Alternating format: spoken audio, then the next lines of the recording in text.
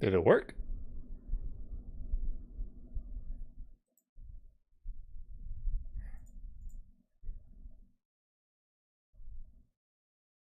Hello.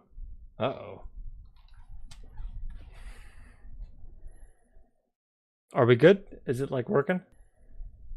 Are we good? Is it like working? Hey. Are we good? Is it like working? Sweet. Okay, excellent.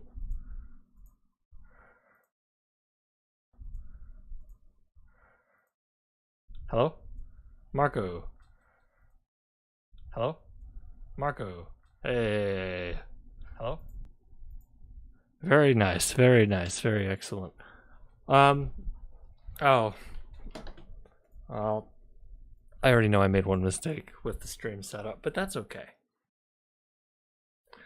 It'll be okay. So I recently got connected to the fiber internet in the area. Yeah.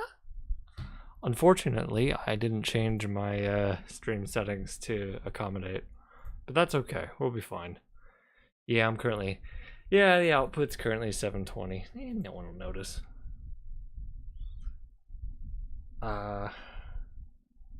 Keep getting like a notification saying the stream's current bitrate is lower than the recommended bitrate. Is that affecting anybody, or is it just the YouTube widget being wonky? That's a question I'm asking you. I think it's being wonky. It's done this a lot. YouTube. That's okay. No? Alright. Well, that's how it goes sometimes. Give me a second. Let me share this here.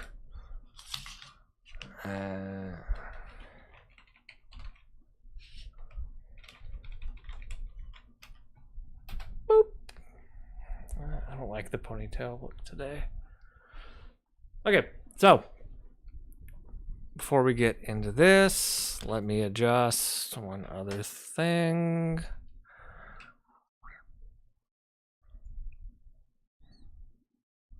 Man.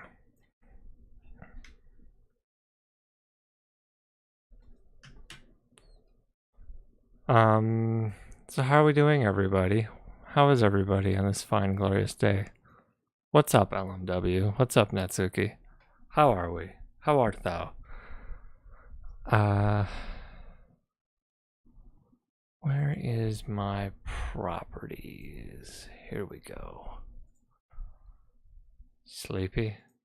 How are you sleepy? It's only 6 in the morning. Arizona time. Let me make sure I got this right. Nope. I don't think that's right. Good enough. Okay. Now I get government money every week. For killing people for money. I know that's some good money. That's some good money. Those were the days. Those really were the days when I could kill people for money and not get fired for it.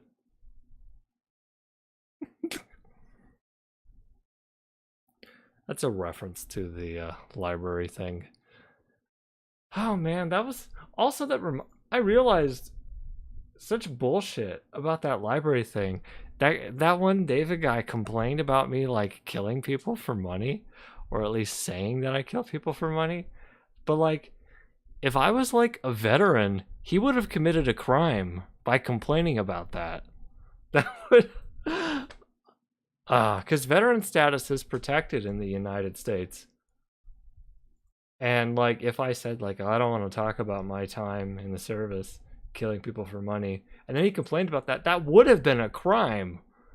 He would have been guilty of discrimination, of workplace discrimination. But it didn't seem like the management cared. Wow, that's not a good sign for management of a workplace, not caring about discrimination like that. Also, yeah, plus L plus ratio plus everyone was white. Okay, let's do the thing, shall we? Shouldn't be doing this.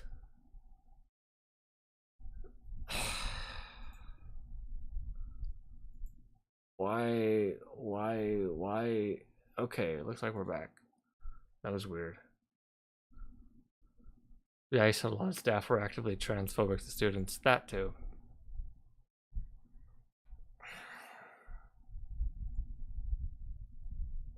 Yeah.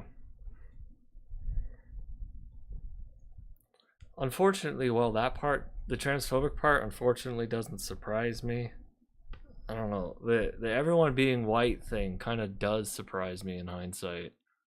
I didn't think anything of it at the time. Well, no, I thought it was a little weird that I was the only person at that library who could speak any Spanish. I found that a little strange considering how many Spanish people lived in the community, or how many Spanish speakers lived in the community. But I don't know, it wasn't until after all that happened that I realized, oh, wait a minute, there might be some racism going on here. It may not even be like, it may have not even been intentional racism, but it's like, that is kind of bizarre. I don't know, a staff of that many people only being white in a community that's, 30-40% non-white, that's a little weird. Why people generally don't realize they're surrounded by only white people. Well, I realized it, but I didn't think about it. Yeah. Oh well. Oh well, not much to be done about it now. Okay. Let's do the thing, I guess. Let me open this.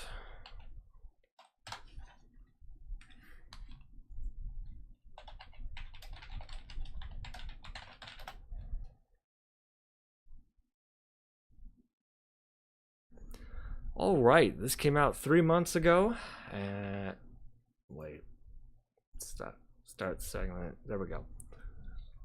Okay, this came out 3 months ago. Ugh. Here we go.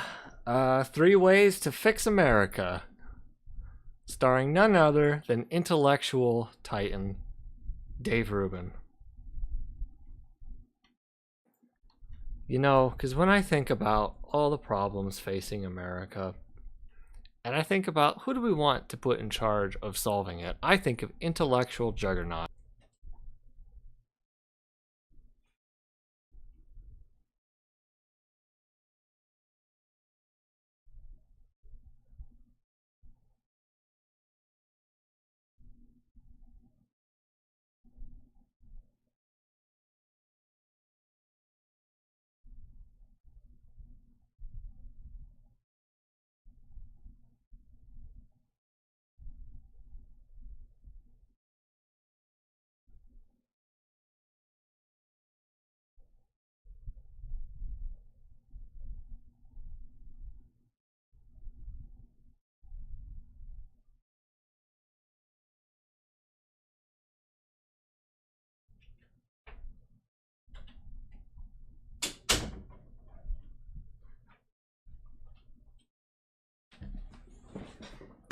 That's bizarre. I'm not sure what's going on. I'm sorry.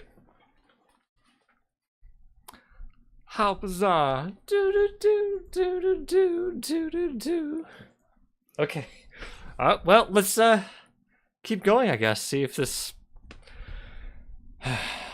internet wants to keep cutting out on me. I'm not sure what's going on. I'm gonna have to do some testing. It shouldn't be doing this. All right. Here we go, shall we? Like I said, PragerU, Dave Rubin. All right, let's take a look. Something ain't right, and we all know it. Yes. Are we just going to give up on the greatest country in the history of the world? Or are we going to fight for freedom and a thriving future? We already gave up on the Ottoman Empire. R.I.P. in peace to a real one. I'm sorry. Inshallah, my brothers. Please tell us that we're at a once-in-a-lifetime pivotal moment. But this time, they're actually right. Oh. You know it, I know it, you know that I know it, I know that you... Wait, who's they? They always tell us that we're at a once-in-a-lifetime pivotal moment. Well, Well, technically, actually, wouldn't every moment in your life be a once-in-a-lifetime moment? But this time, they're actually right. Okay. You know it, I know it, you know that I know it, I know that you know it, and they know we all know it. And I know I'm not impressed. So what are we going to do about it? Well, I've got a few ideas.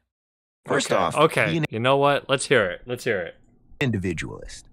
The American Heritage Dictionary defines an individualist as one that asserts individuality by independence of thought and action. If that sounds self-centered, it is. But why is that bad? This sounds pretty stupid. Everything in your life starts with you, your attitude, how you project yourself to the world, whether you take responsibility for your own actions. The founders of America sought to create a government whose primary purpose was to protect the freedom of the individual. So wait a minute here.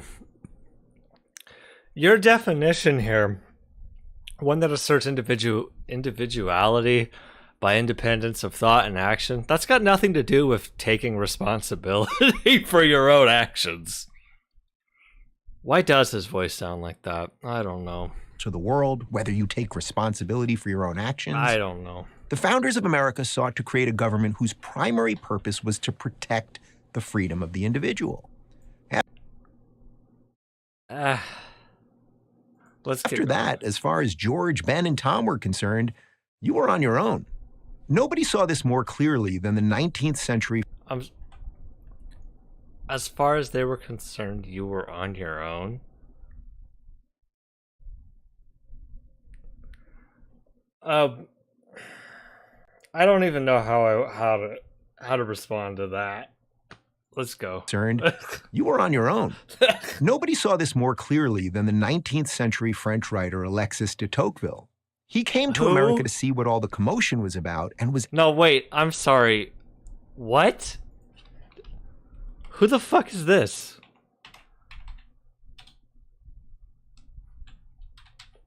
No shot Dave Rubin even knows who the fuck this guy is. He like Googled it or something. Hold on. Alexis de Tocqueville. Okay. Tocqueville was a classical liberal. So Dave Rubin just fucking Googled classical liberal and this guy came up, didn't he? Let me see what happens if I Google classical liberal.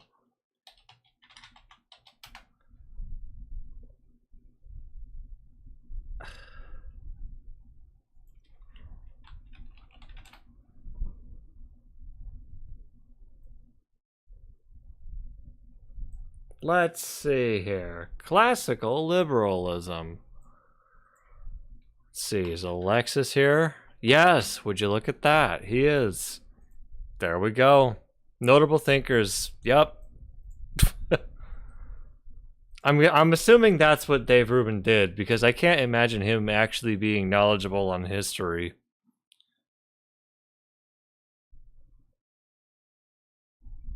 All right. He came to America to see what all the commotion was about and was absolutely blown away. This new American democracy, what he called the equality of conditions, was not merely a new way to govern, he realized, but a new way to live. For de Tocqueville, American individualism was not about being self-centered, but about being self-reliant.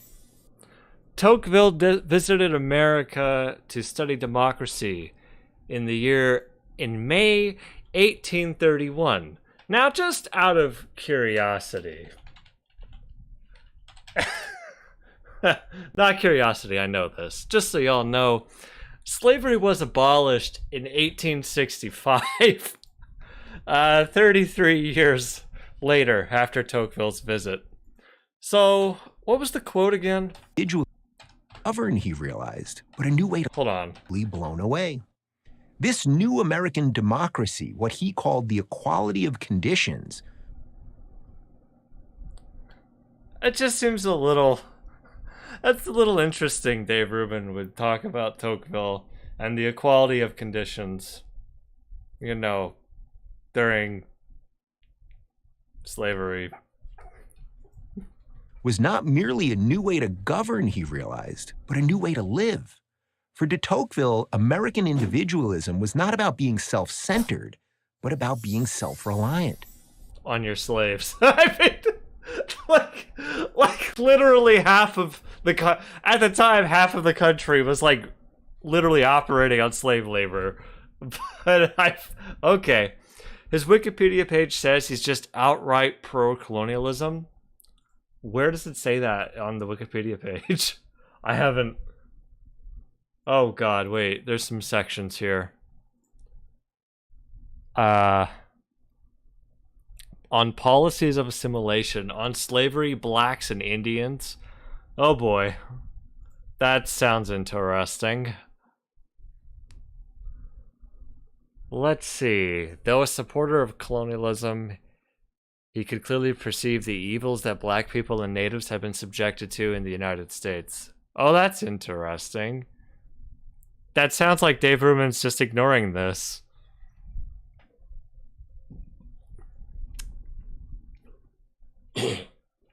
Let's see. The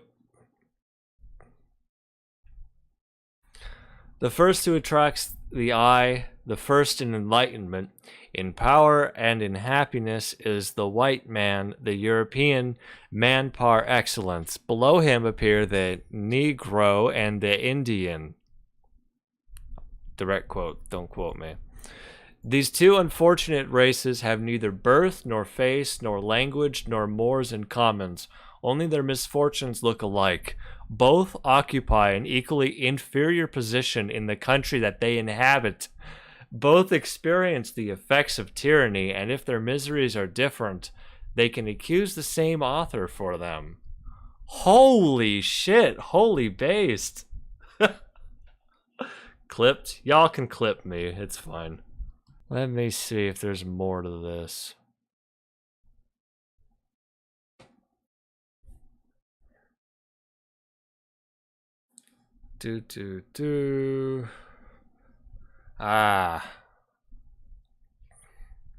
Oh wow. Tocqueville concluded the return of the black population to Africa could not resolve the problem, as he writes in The End of Democracy in America.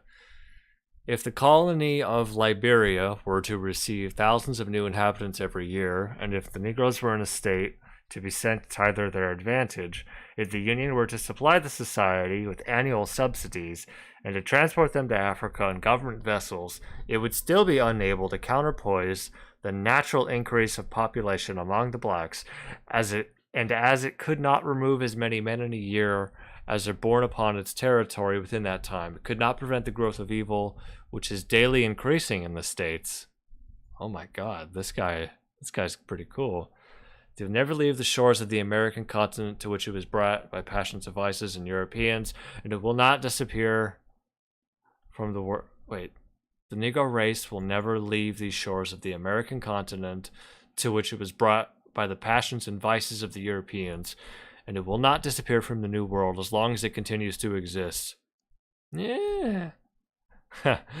The inhabitants of the United States may retard the calamities in which they apprehend, but they cannot now destroy their efficient cause.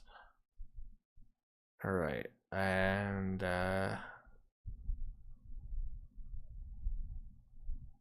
Oh, this one's good. I do not think it is for me, a foreigner, to indicate to the United States the time, the measures, or the men by whom slavery shall be abolished. Still, the persevering enemy of despotism everywhere and under all its forms. Still is the persevering enemy of despotism everywhere and under all its forms.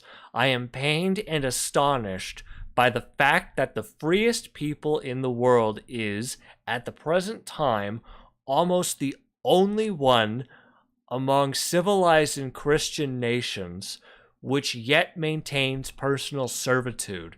And while this serfdom is about disappearing, where it has not already disappeared from the most degraded nations of Europe. Wow. Hello? Are we here? Hello?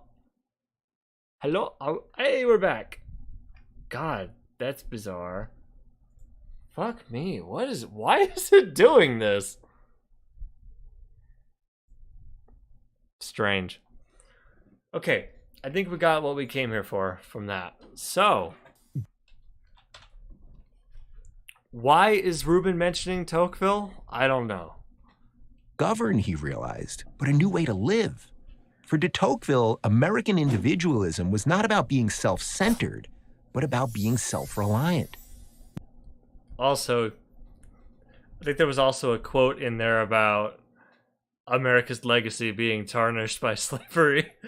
Government can't guarantee your happiness, but it should guarantee your right to pursue it. This is the only way to make progress on a national level and still be authentically inclusive. He sounds smart, that's why. Yeah, I don't see the reason for bringing up Tocqueville at all. It would have sounded a lot more cool if you talked about some of those slavery quotes, Dave. But I'm willing to bet he probably didn't read them. You know, he probably didn't even open the Wikipedia page and read it. Just saying. I mean, if you've seen the other video that I've made where I cover his book... Hold on.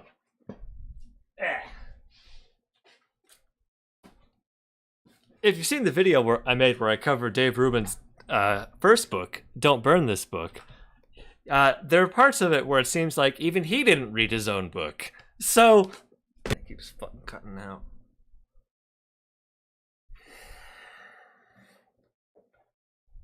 I'm about to lose my mind. Uh-oh.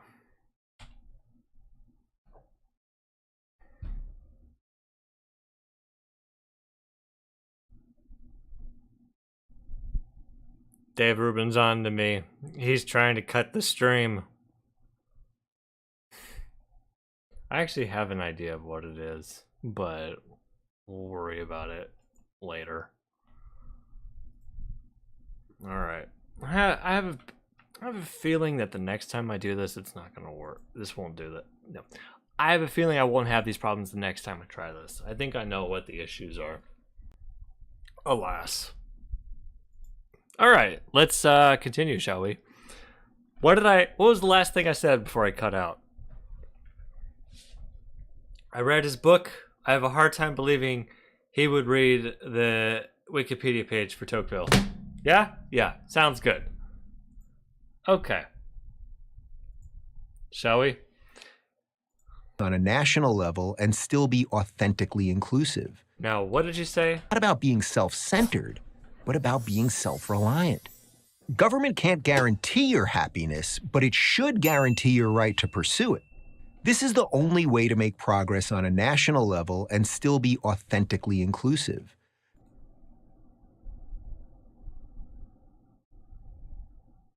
Because where true freedom exists, there will be individualism.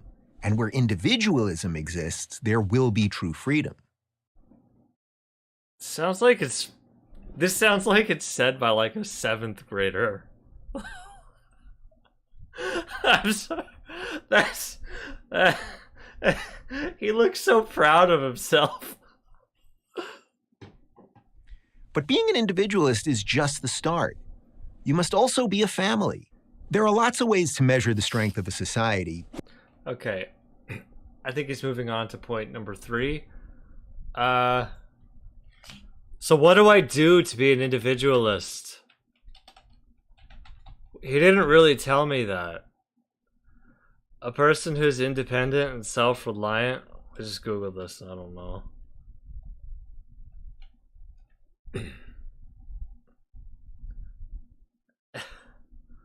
I don't know, Dave. I was kind of hoping for like a policy prescription. That's not really an answer. That's a good face though. Yo, that's a good face. Christ. You must also be a family. There are lots of ways to measure the strength of a society, but family has to be at the top of the list. Oh boy, here we go. This hit me very deeply one night during Jordan Peterson's worldwide lecture tour in 2019, which I hosted.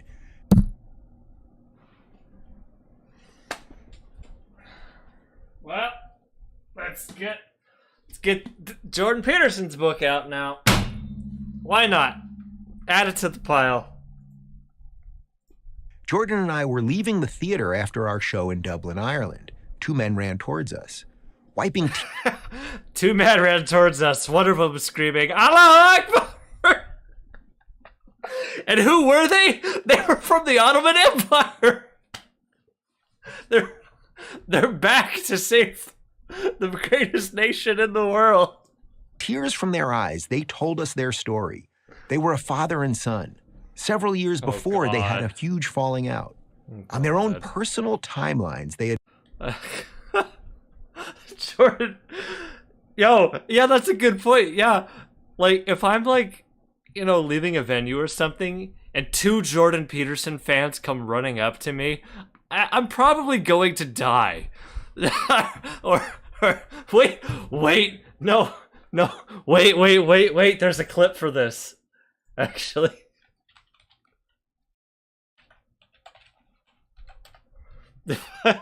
two. Somebody's going to die tonight. Yes. Okay. Despicable. Two Jordan Peterson fans run up to you. Run. Several years before, they going to die tonight. Had a huge falling out. On their own personal timelines, they had both bought Jordan's book, 12 Rules for Life, and began fixing up their lives. I don't believe it. This story sounds so fantastical. Also, here's another hardcore hard truth bomb, all right? Peterson of Akbar. So, 12 Rules for Life, I haven't gone through... I've given like a glancing look through a lot of it. I haven't done a full deep analysis of it yet. I haven't taken a whole bunch of notes quite like I have with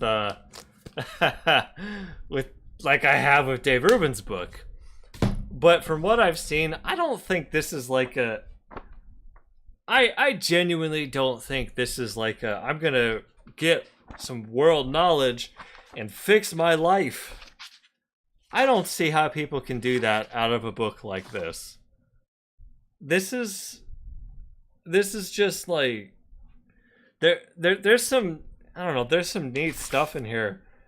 But I really don't think this is something that can actually change your life kind of book. Now, eventually I'll probably read the book and we'll do a video talking about it. But I feel like the actual answer here is... Now, I feel like the actual answer is you had the capability in you all along to improve your life. And you were probably going to do it one way or the other. It just so happened that you did it after you're reading a Jordan Peterson book. He didn't really do it. You probably would have had the same result either way. But I don't know. You happen to read a bestseller book and now you're thinking, you read a New York Times best-selling book and now you're thinking, hey, shit, that's what helped it got it together. No, that's not what got your life together. It was Satan. No, it was... Okay, we'll get to it later. That's not the point of this, though. Separately, Jordan's a huge falling out. Is these two came together at the show, which I really don't believe. On their own personal timelines, they had both bought Jordan's book, 12 Rules for Life, and began fixing up their lives. Separately, they had attended the show. That also sounds like such a scam artist move to tell a story like this. As thousands of people exited the theater, they saw each other in the crowd, and right then and there, after so much time and so much heartache, they embraced and made amends. The family bond was restored. So how important... And how many other stories go like that, and it's like, yeah, these two had a huge falling out. It's been 5 years since they've seen each other. They saw each other in the lobby of the venue.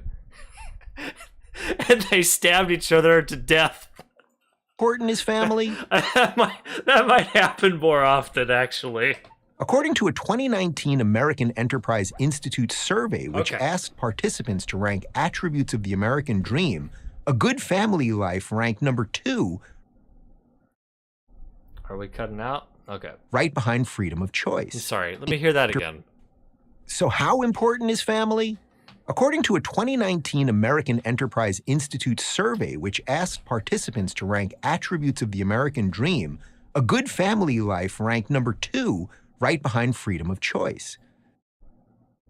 Right behind freedom of choice. Freedom of choice for what?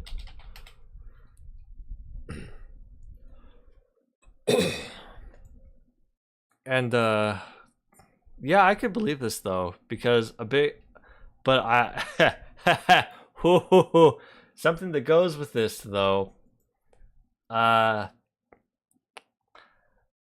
know, I wish I had the finances to make a family. All right. It's no surprise. It's within the Now wait a second. 2019 American Enterprise Institute survey. Let me take a look.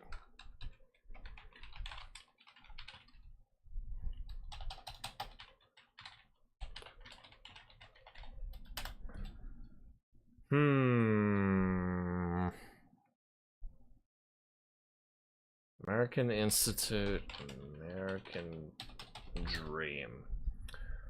What are we gonna get? This looks like what we're looking for.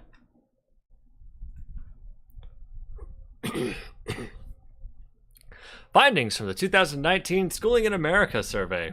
Wait. Is this it?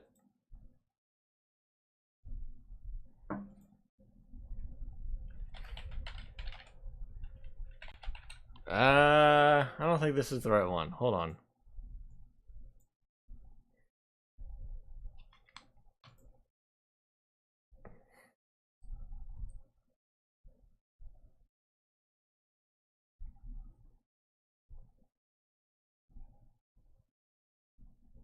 No, this is an event.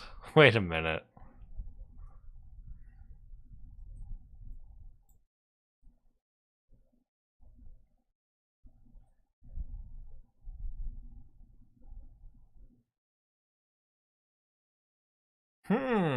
Okay, I'm not seeing what I was looking for.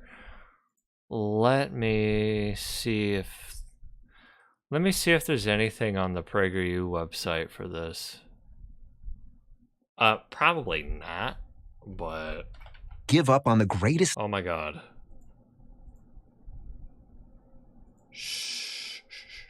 Don't talk, Dave.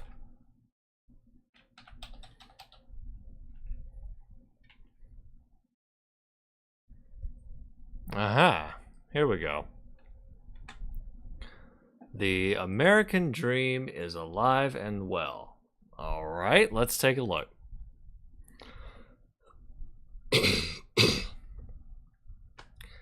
I'm pleased to report the American dream is alive and well for an overwhelming majority of Americans. Insane clown shit. Foundings released on Tuesday. Oh my god. And page cannot be found. That's great. That looks like the problem. Sorry we couldn't find that page. Well, that's great. Let me make sense. Let me see here.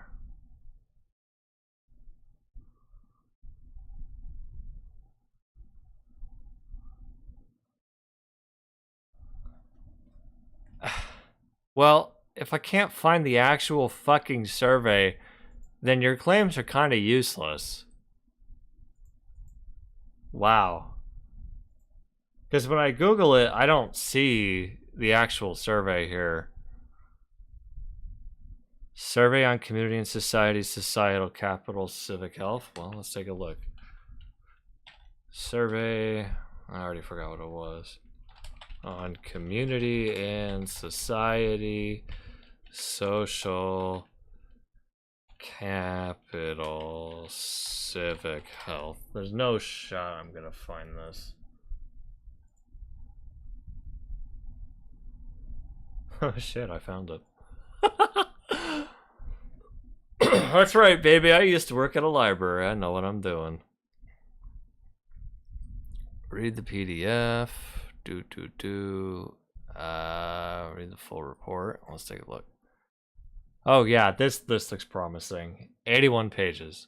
Now, this should have been the first fucking link.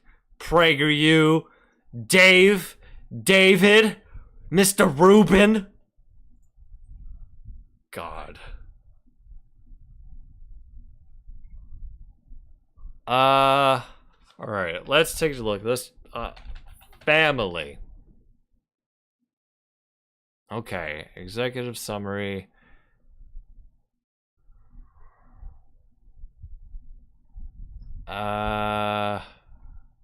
Shit, hold on. There's a lot of stuff to work with here.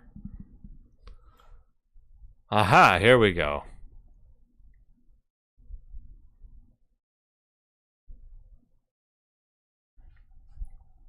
Actual data, huh?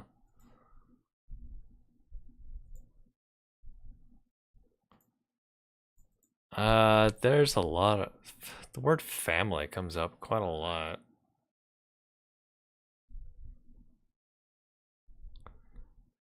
Here we go. Now, I wonder what the survey responses, or how many... how many people did they ask? Who did they ask? Alright, this is figure 22. So to have a good family life is number 2 as essential to the American dream, but like I feel like this could be controlled in a certain way. Oh wait, wow. Okay, this is weird. It seems like okay, I'm gonna say this survey is done poorly, but it seems like whoever wrote it knew what they were doing, which is interesting. So figure 22, essential components of the American dream. Question, and here's the exact text of the question, which is awesome. I love it when surveys do that, because sometimes they don't tell you the exact text of the question, and it's like, well, this is not really useful for other people trying to replicate it. Okay, question. Below are some ways people think about the American dream. Rate how important each is to your own view of the American dream. And they only have a select responses that are already given. It's not like, what do you think is important to the American dream? And it's an open-ended question. They already have these selected curated responses, and you have to rate them as to how important they are. Wow, that kind of kills it. And then to have freedom of choice in how to live one's life. I think that would be important to the American dream. And then to have a good family life, retire comfortably, own a home, have a successful career, have a better quality of life than your parents, to make valuable contributions to your community, to become wealthy. Now, there's not be financially stable, be healthy, have your basic needs met. These are not options here, are they? Because I'm willing to bet if you ask most people, that's what they're going to say if it's an open-ended question. Notice that they're not here. Interesting. That's right. This is why we show our sources. All right, so is it going to tell me how many people did this? Because I'm curious.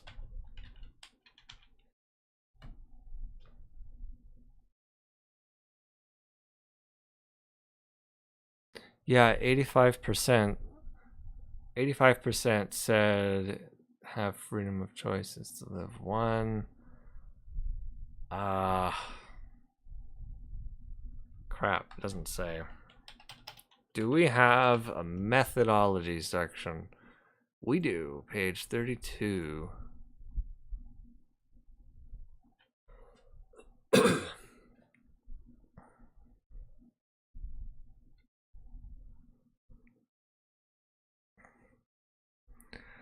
Okay, they collaborated with National Opinion Research Center at the University of Chicago to execute the survey. Done by a field there. 2,411 completed interviews. Okay, not bad. Okay, methodology seems kind of legit. Let me just do a quick glance through the rest of it.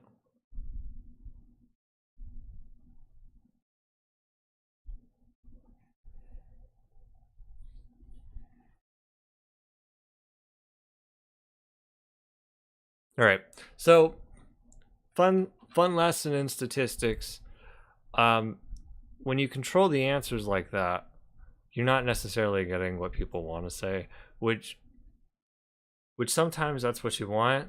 Sometimes, I don't know. It's just it's important to keep it in mind. It can vary depending on the study you're doing and what you're trying to get, what you're trying to figure out. But you know, a statistics lesson, because people like Dave Rubin will, well, how did he describe it? According to a 2019 American Enterprise Institute survey, which asked participants to rank attributes of the American dream, a good family life ranked number 2, right behind freedom of choice. Okay. Yeah, when did you stop beating your wife and the like? A perfect example. So this is a good statistics lesson. Yeah, this is heavily narrativized. Exactly. This is a good statistics lesson for. He just said this is how they were ranked. He neglected the fact he neglected to mention the fact that there were only specific options, and these were not what people immediately went to when they responded. Kind of an important factor. It's no surprise. God, you don't get this kind of hard level facts research from a Dave Rubin stream. You don't get that from his content. That's right. Only Mr. Attack is on the data attack. It's within the nurturing bonds. I took statistics in college. I remember some of it. Of family, we learn to deal with the world. Once you have your heads in the nurturing bonds of behind freedom of choice. It's no surprise. It's within the nurturing bonds of family we learn to deal with the world. I'd argue you learn to deal with the world through interacting with the world. That's why it's important to go to social events and stuff when you're young and to be socialized.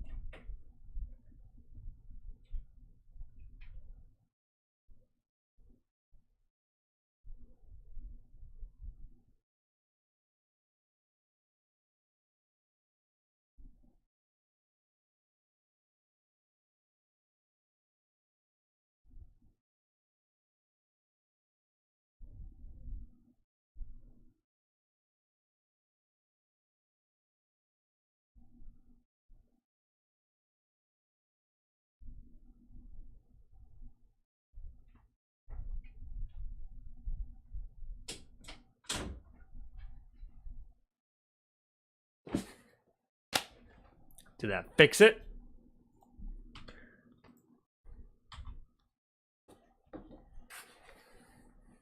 I think that fixed it.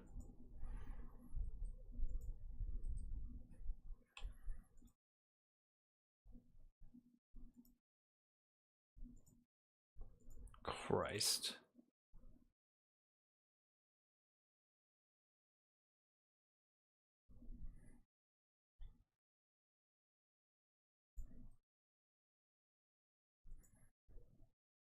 Hello? Hello? God. What a ridiculous, what a ridiculous day. Oh God. So there's something he's neglecting to mention. I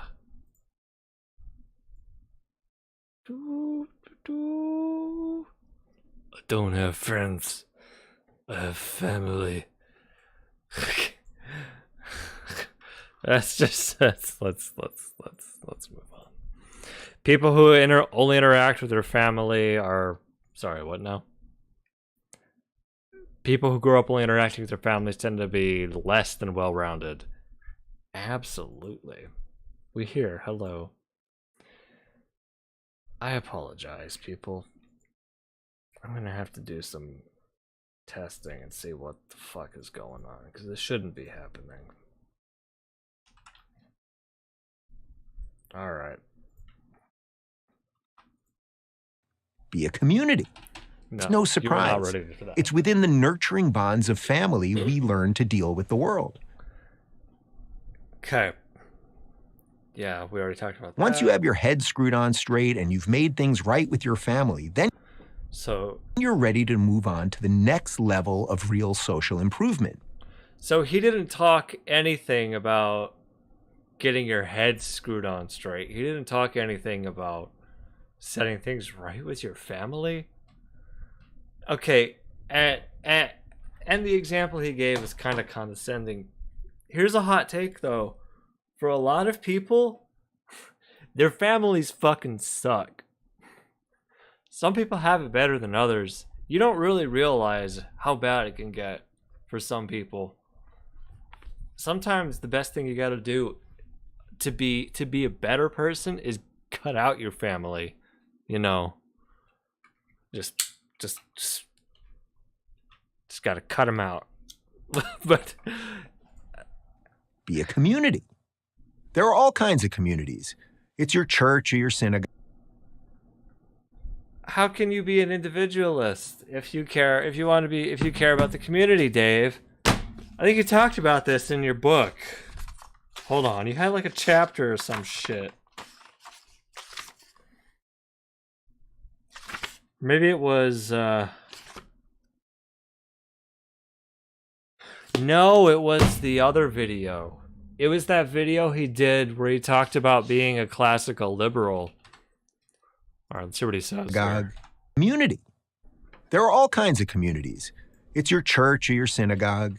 It's your neighbors. It's the girls you meet for brunch or the guys you play basketball with. What about the guys I meet for brunch and the girls I play basketball with? I know this one girl. She's just really good at basketball. Holly. Holly Berry. I'm sorry. It's this one. What is a classical liberal? Hold on a second.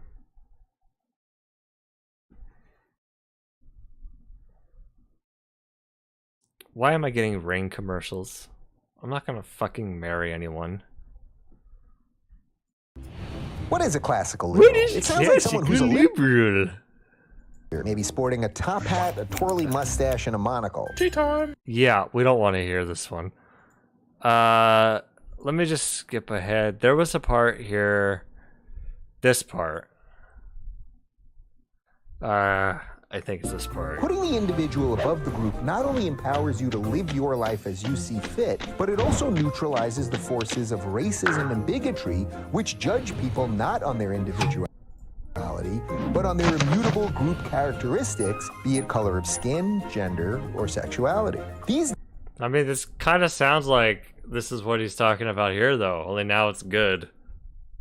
It's the group of people that know you and care about you, and you care about them. Oh, wow. Got him. Next to breathing and maybe a couple other things, I don't know what's more essential than that. When George Bailey's brother toasts George at the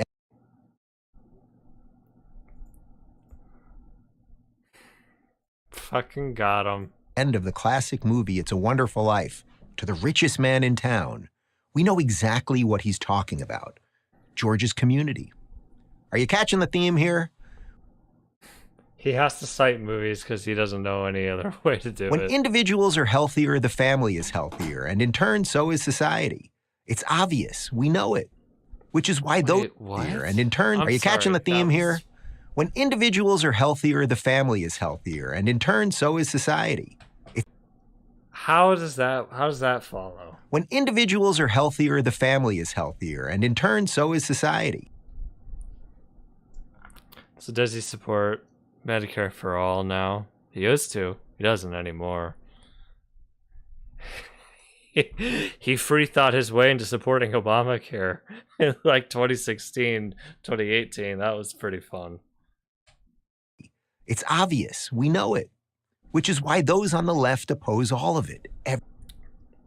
Wow. Got him. Great job, Dave. So not only did he not connect these together, how does a healthy individual lead to a healthy family, which leads to a healthy society? No, citing It's a Wonderful Life isn't an answer. You got to do a little bit more to do that.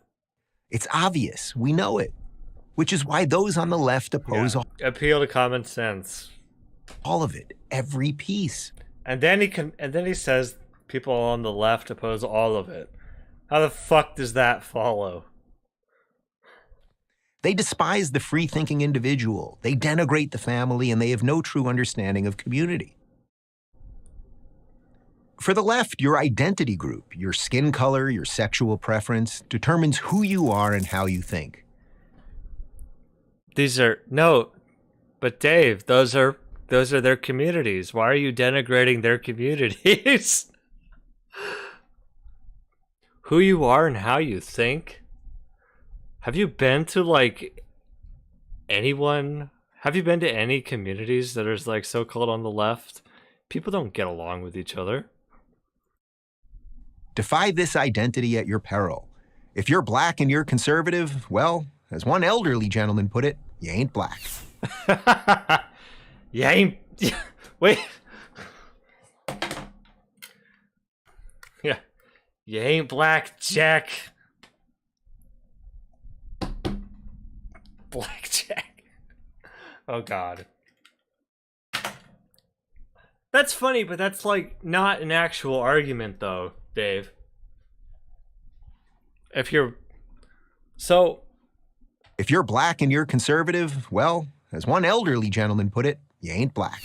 So what he's implying here, and what the animation implies, if you're black and conservative, then the rest of the black community is not going to be a fan of you. Which, is true, because fuck you. I mean, that's not because you're a black conservative. It's because you're a conservative and the rest of the black community doesn't like you because you're going along with the racist conservatives. It's kind of straightforward. As we know, Joe Biden controls the membership list of the blacks. This is true. It was all him all along. Before they scrubbed it from their website, Black Lives Matter bragged that they were all about deconstructing the nuclear family. I don't even know what the story of this was. I just remember hearing conservatives talk about it. I should actually look it up and see what it says. BLM nuclear family. Yeah, okay, New York Post. BLM site removes page on nuclear family structure amid NFL vets criticism. Now I could see this going two ways, but let's take a look. It could be... So what I think most likely thing is I think they're going to say it as, it takes a village, right? The idea of having one man and one woman and then kids underneath them is really kind of a limited view of how to view a family. And really families should be a lot larger than that. But that's how I would interpret it. That's the most charitable way. But I don't know. It could just be some wacko crazy person wrote it and no one else no one else who ran the website caught it. All right, let's take a look.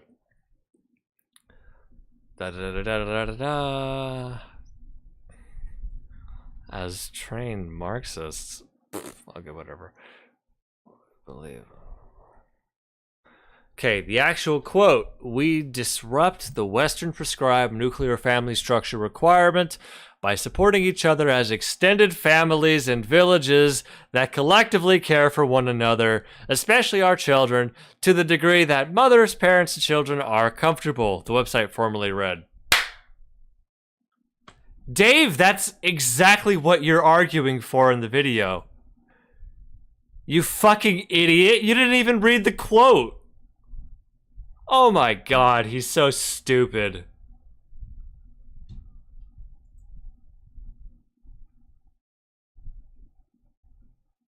The page, which is no longer available, Thursday, which is no longer available. Thursday also said BLM aimed to dismantle the patriarchal practice that leads to mothers having to work double shifts to make ends meet. Based. I love it.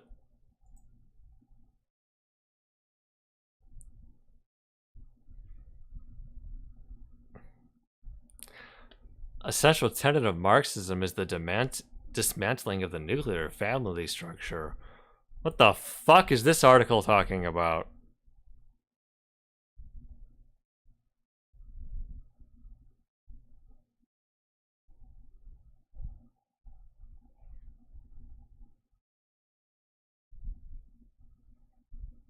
I have no idea. This is a weird article. All right, let's move on, shall we?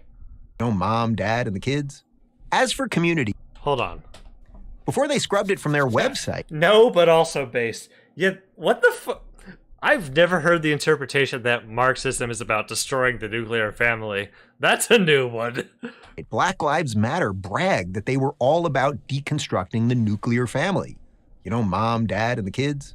As for community, it's... And he doesn't even acknowledge it. He doesn't give the exact quote. He just says they're deconstructing the nuclear family. He doesn't explain the context, doesn't explain the exact quote, just says, mom, dad, and the kids. I like talking about ideas. God, amazing. too independent and too traditional. Hold on. Mom, dad, and the kids. As for community, it's too independent and too traditional. Yeah, literally the quote he was decrying a moment ago talked about the importance of a community raising a child instead of just the parents and the parents having to work all the time. But God, The left demands that you be part of the collective, a hive mind where everyone thinks the same. Anyone outside the hive mind must be shouted down, harassed, or canceled. canceled, yes. Has it occurred to you though that, I don't know, some people just suck? Is that the world you want to be part of? Sure. How about this instead? Yes. Or canceled? Hold on. Anyone outside the hive mind must be shouted down, harassed, or canceled. We used to, take non-Christians and put them to the sword, Dave. We used to take Jewish people and forcibly convert them to Christianity, Dave. We used to take people who were, I don't know, not proper Christians and burn them at the stake for witchcraft, Dave. These weren't leftists. What we have now is infinitely better. Is that the world you want to be part of? Yes. How about this instead? Be an individualist. Be a member of a Sure. family. Be part of a community. Can you be part of a community and be an individualist, Dave? Because your classical liberalism video gives the opposite conclusion. I don't think... I know, expecting him to be consistent is like asking way too much for him, but I'm asking you, the viewer. Really? You know what that sounds like to me? America. Okay. I'm Dave Rubin, author of Don't Burn This Country for Prager University. That was some bullshit. There wasn't anything I could do in my daily life. Oh, take care of my family, take care of myself, take care of my... I do that shit, Dave. That's not enough. That's not getting the plastic out of my fucking bloodstream. Which... That's not fucking stopping the record level monsoons and dust storms we're getting every fucking day. That's not stopping the droughts. That's not stopping the divide, the political divide. That's not stopping income inequality. None of this shit is fucking helping anybody. People, hair in my mouth. I'm not getting the hair out of my mouth either. People literally die on the streets because they can't get their fucking insulin. But that's okay. I'm an individualist. God, he is worse than worthless. Thank you for watching this video. To keep PragerU videos free, please consider making a tax-deductible donation. Yeah, I bet.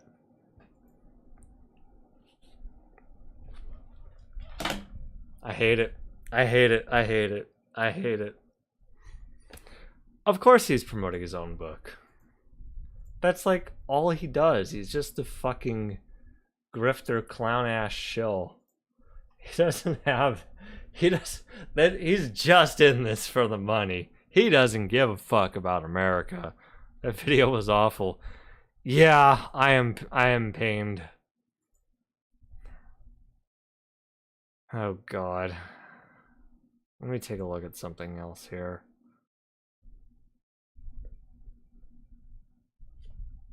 No, I don't have it saved.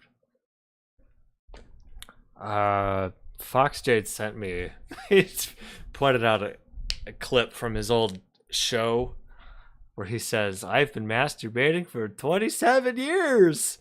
We're going to use that as a stream notification at some point, but I don't have it ready yet.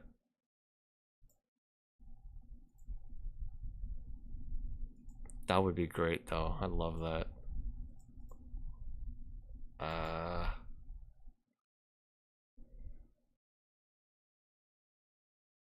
Yeah, it's not in here. That's okay. God, that video was awful. Well, I'm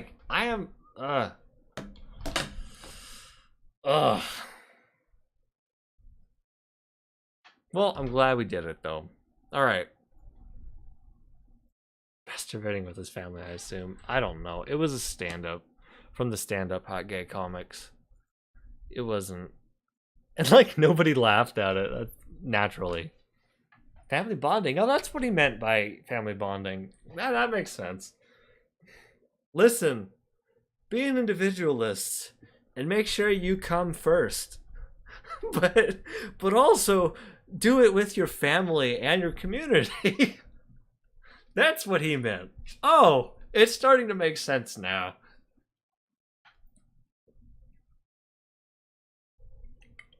All right. It's not incest if you say no chromo. Oh my god. That's hilarious. That's really good. Since I need an ad block for my streams. Natsuki, I have uBlock Origin installed too. I just have it turned off for YouTube. Because I like helping. I like helping the small content creators known as PragerU. Oh god. Also, he didn't need to promote his new book. I have it here. Ta-da! I haven't even opened it yet.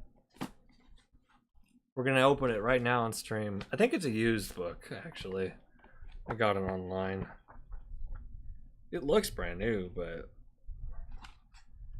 yeah, I think there's some markings in it. Not much though. Alright, whatever. Individuals don't have orgies, they have mass masturbation sessions. Yeah, I wouldn't know.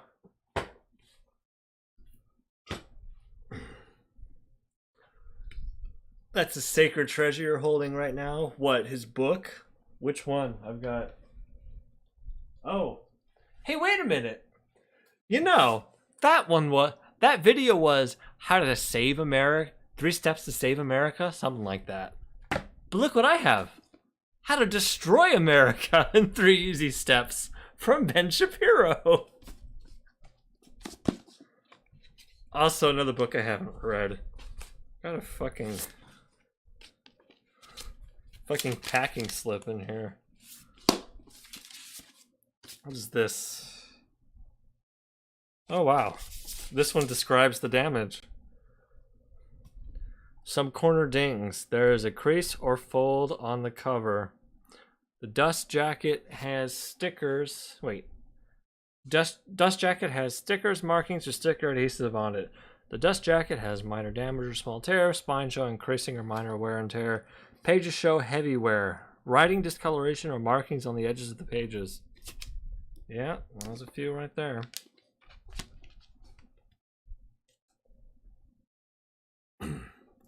Book has pages that are folded or dog-eared at the corners. Codes of products, keys may not be valid. Fast shipping and standard quality mailer. And it's from, thank you for buying from Goodwill Retail Services. Yep, that's... Oh, I love Goodwill so much. I really do. I love thrift stores.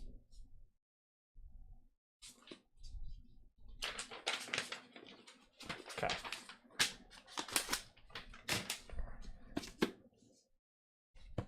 I have not read any of this. So let me take a look here.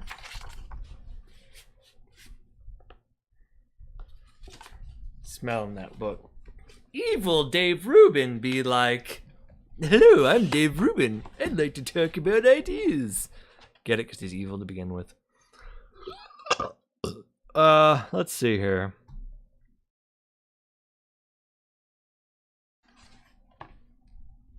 The American philosophy, disintegrating American philosophy. The American culture, the disintegrationist culture. The American history, disintegrating American history. That's it. Philosophy, culture, and American history. That's all you got for me, Ben? And then there's like an introduction. Yep. You know, Ben Shapiro's not smart either, but he's not like Dave Rubin and how stupid he is. And no, I don't want to read True Allegiance. I've read some of the people who made the content talking about it. I really don't want to read it.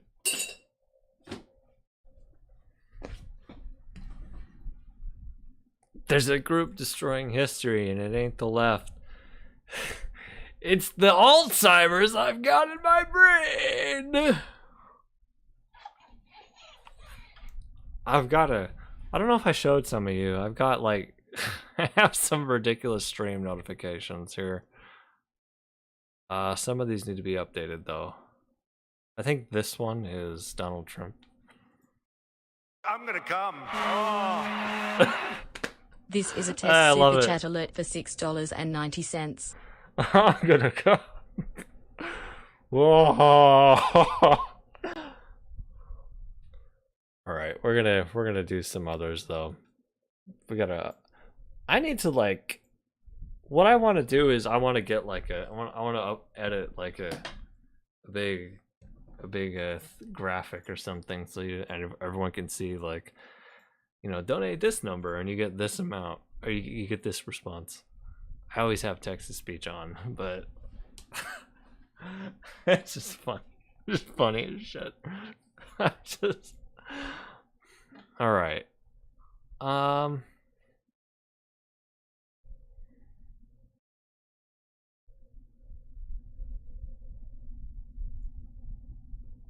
Let me see here. Is there anything else we want to cover?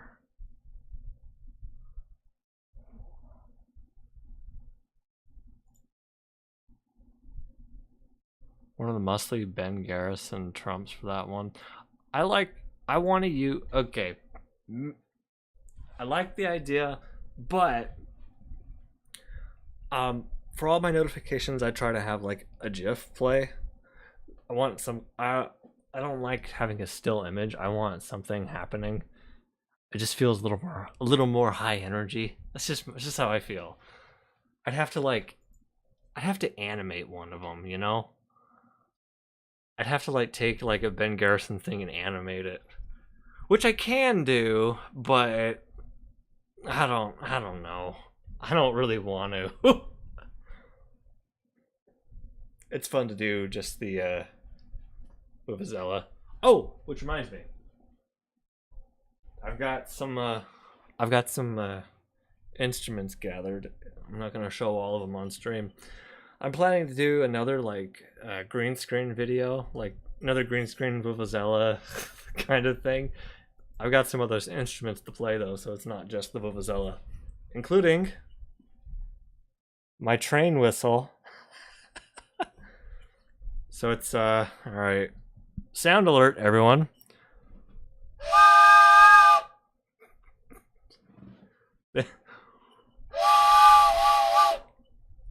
I love it. I love it so much.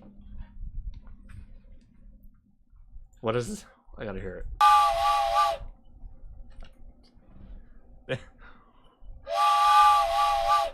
I love it so much. Way too dank. Yeah. Way too trank. That was so bad and didn't work. Finger guns, cause I kill people for money. on my train. All right, I love that. I love this thing so much, though. I had one of these when I was a kid, and I don't know. I think I like broke it or something. I don't know what happened to it, but I got this one. This feels very nice. I love it. Let's stop that. I love killing people for money. Yeah. Yeah. They didn't love it at the library. So sad. So sad. Alright, was there anything else we wanted to cover? Or we're just gonna keep it a short stream. I think I had something here.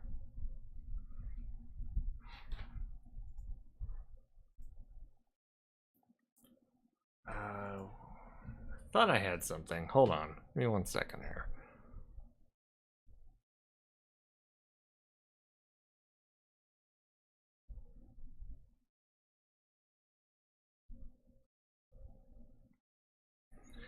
No, I'm not covering Russell Brand.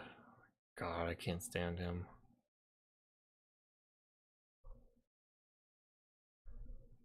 Oh, Matt Walsh takes the political compass quiz. I don't think I want to watch it. I think that'll ruin my day. This ring is a commitment. Shut up.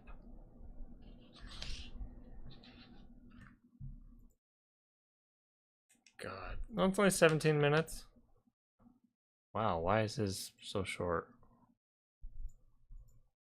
Why is this? It's because it's Matt Walsh. That's why it's so short. Talking about his dick. I'm crazy. I kill people for money.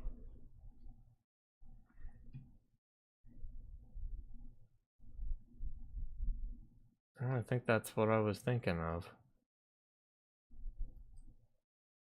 All right.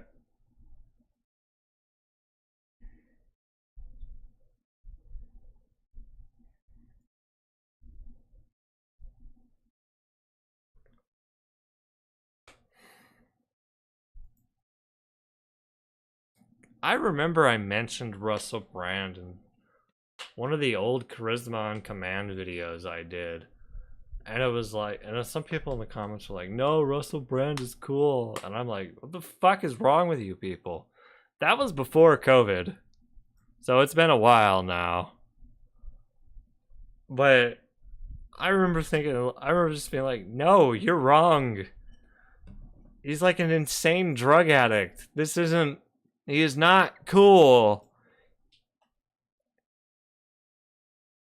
And then of course, all these years later, COVID comes out, and then what do you know? He's still being an insane drug addict. And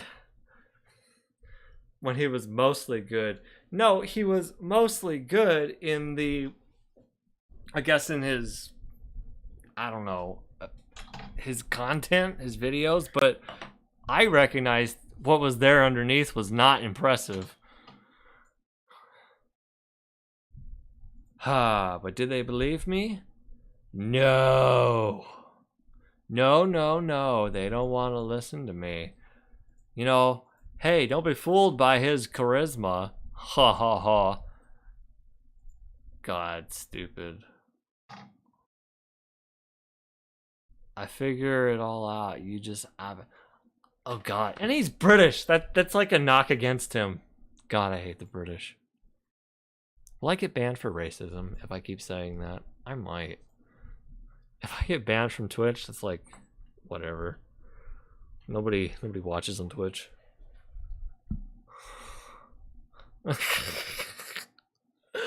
Oh God, let me see.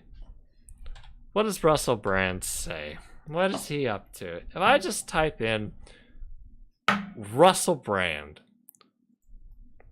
Alright, maybe we'll do a Russell Brand video as a segment. I haven't done one of these before.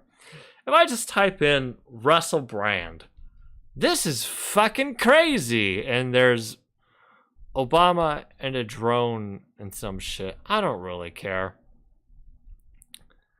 This is why they censored Trump. Alright, let's take a look. I already feel a brain hemorrhage coming on, but let's do it, shall we? Whether it's the coronavirus pandemic, the war in Ukraine, or Trump, why do the same old narratives get fed to us like we're dumb? I don't know. Tell me, Russ. Hey, that person could be my kid with all the hair. All right, give it to me. Well, not this, but...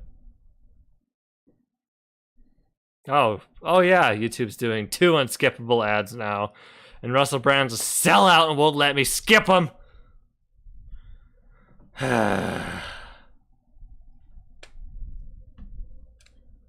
This is why people install uBlock Origin.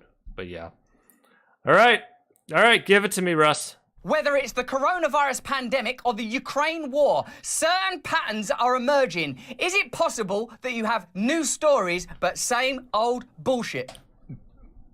When my brain finally goes, it's going to be right here on this side. That's going to be where it hemorrhages. I can tell. Hello there, you 5.8 million. You start your video with a fart. That's amazing. I want to die already. This is your people, Natsuki. Bullshit. Hello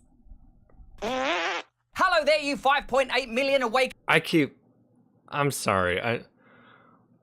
RB on Ukraine and COVID. Hello there, you 5.8 million awakening wonders. Well done overcoming the many challenges you've had to overcome in your life. Well done not being crushed. Well done staying discerning. Well done staying true to the person that you actually are. Well done continuing to awaken with me to get... I mean, what does this mean? Up yours, woke moralists! We'll see who cancels who! Give me your money, by the way. Is that going to catch on? Could that ever catch on? If you've not subscribed yet, subscribe right now. Turn on the notification bell and sign up to my mailing list. I'll show you how to do that at the end of the video. And if this is the first video you've watched with us, thank you for being on this voyage. Thank you for being on this journey. I've had an amazing conversation. I want to get off the train. Conversation with Matt Taibbi, a very respected journalist of the left. Wait, if you're watching this and you happen to be on the right, and remember, I don't care where you think you are on that spectrum. If you're a person who's interested in saving the world, if you're a person who's interested in changing the world and awakening individually, then we are on the same side. I'm sure there's loads of things we see differently from one another. It doesn't matter. You want to be free and you want to be left alone. I want to be free and I want to be left alone. The only... I would like it if the British would leave me alone, yes. The only way we're going to achieve that is together. Time to put aside the petty disputes. Time to move in unity towards a better world. I know we can do it. You're going to love this conversation with Matt because we started to... Oh my god. This is too fast. It's too fast and there's nothing happening yet. Oh no. Point out the various similarities that seem to emerge when reporting on crisis news. Almost like there's a crisis, not generated. Let's just say they occur, these crises. Wars, pandemics, other forms of crisis. Although in American history, it is known that, for example, in Latin and Central America, shocks and various crises were somewhat induced in order to bring about regime change. I'm not saying that's happening on a global scale right now. What? Crisis. Okay, so first off, crises happen. Yeah, that's part of life. Sometimes these crises are brought on by nation states interacting with each other.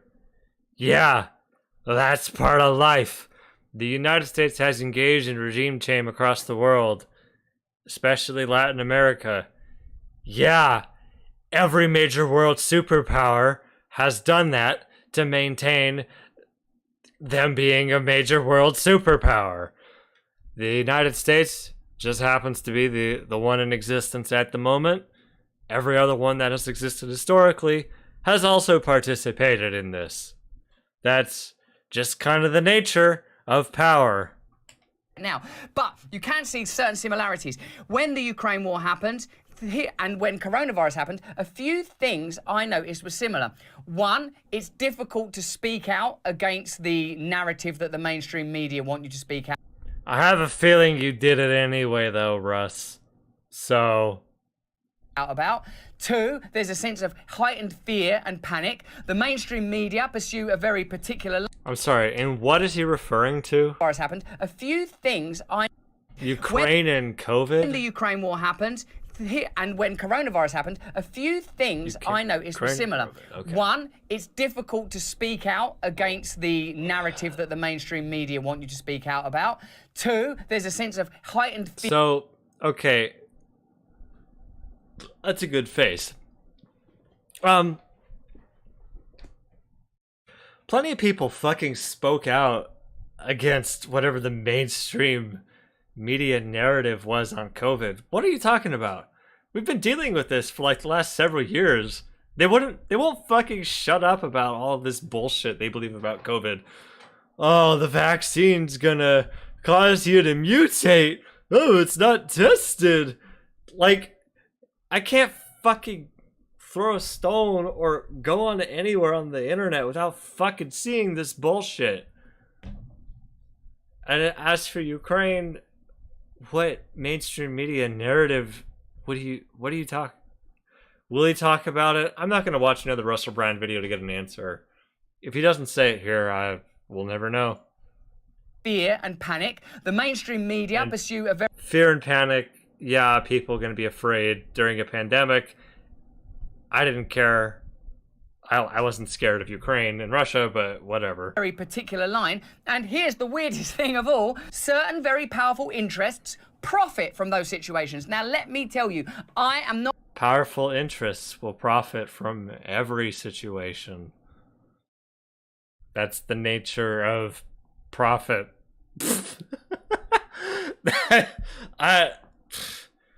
It's not a conspiracy. You're just describing how things are in the modern world. Not interested in conspiracy theories. I'm interested in conspiracy facts. That's why we only talk to brilliant journalists. That's why we only use reliable sources. What a quote. Let's hear that quote. In conspiracy facts. That's why we only... I am not interested in conspiracy theories. I'm interested in conspiracy facts. That's why we...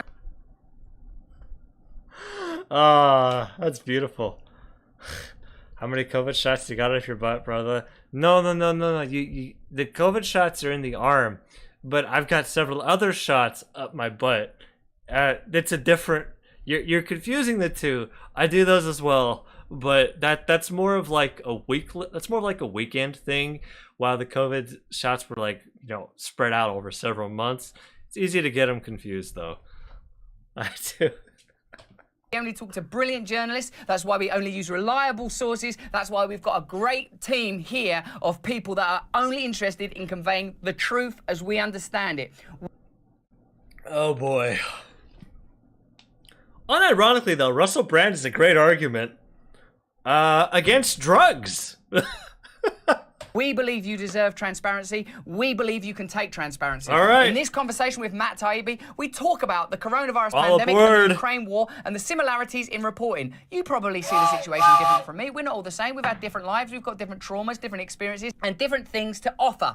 Have a look, though, and stay to the end of this conversation, because I think you're going to find it thrilling and exciting. Stay to the end. I have doubts. So he says similar... Okay. Prediction here. Similarities in reporting. I'm willing to bet it's going to be stuff like, wow, the same reporters talked about this. They talked about breaking news. That's kind of strange. Or I don't know, something like that. Or it's like, oh, they talked about a major crisis that's affecting the lives of millions of people. Oh, and it's like, yeah, it's a major crisis affecting the lives of millions of people. There's got to be some similarities in how the lives are affected. But let's hear what he says. Constant to how each of these crises roll out. Okay. They go in stages every time. There's an initial period where it's total certainty, and if you deviate even a micromillimeter from the consensus, you are denounced as a Putinite or a oh, that's interesting. A hater, a right-wing fanaticist, whatever it is. Right-wing has become the catch-all for just. Oh God. Did Russell Brand say this guy was a left-wing journalist? I am not getting those vibes. Interesting that the first thing he decries is being called a Putinist. Somebody who thinks differently, which is, I know you've gotten it, I've gotten it, everybody's gotten it now, which is so strange because I don't have any of you. Hold on, did he say that? Well done, continuing with Matt Taibbi, a very respected journalist of the left. Wait, if you're watching this and you happen to be... I am not getting... What? What is going on? For just somebody who thinks differently, which is, a hater, a right-wing fanaticist, whatever it is. Right-wing has become the catch-all for just somebody who thinks differently, which is... That's like some Tim... So he's like Tim Pool as a left-wing. Check latest video. Oh, good. You sent me the Twitter of the guy. Good. I was curious about this. Because...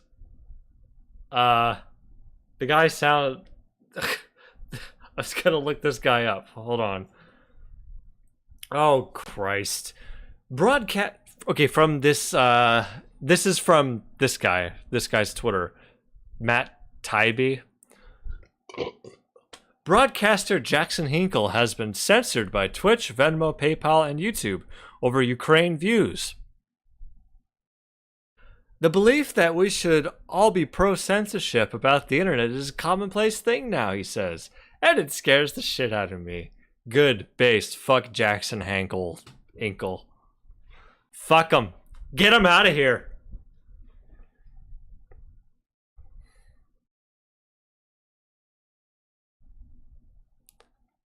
Like, I could...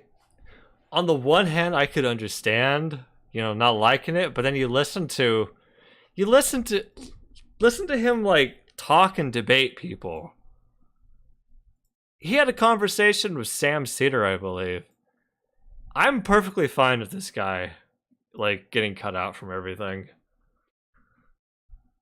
I don't say that very often. This isn't like some rando. Hold on. This happened like a while ago, too. Alright. What else does Matt Taibbi say? Interesting, he's defending, like, Russian assets. Oh, I guess me saying that is... I'm being part of the crazy left. Why I'm getting recommended Tulsi Gabbard and Brett Weinstein looking at his page. Check channel again. What channel? Oh, this channel. Latest video. Oh god. Alright, what's this one? Okay, this is from last year. Is YouTube going to ban all discussions about treatments certain doctors agree with? And it's in reference to Brett Weinstein. YouTube, Brett Weinstein. From Brett Weinstein, any word on this yet, or are you still pretending to review the video? I've heard back from our team, confirmed your video violates medical misinformation policies. Yep, how about that? And June 1st discussion, Dr. Pierre Corey, COVID-19 critical. On the Dark Horse podcast, been removed. Blah, blah, blah. What did he say? I'm betting it's ivermectin. Alright, I don't care.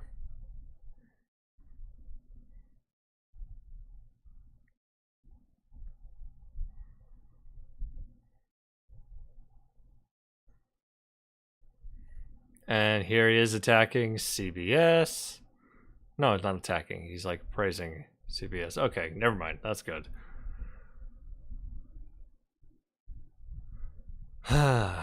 I don't.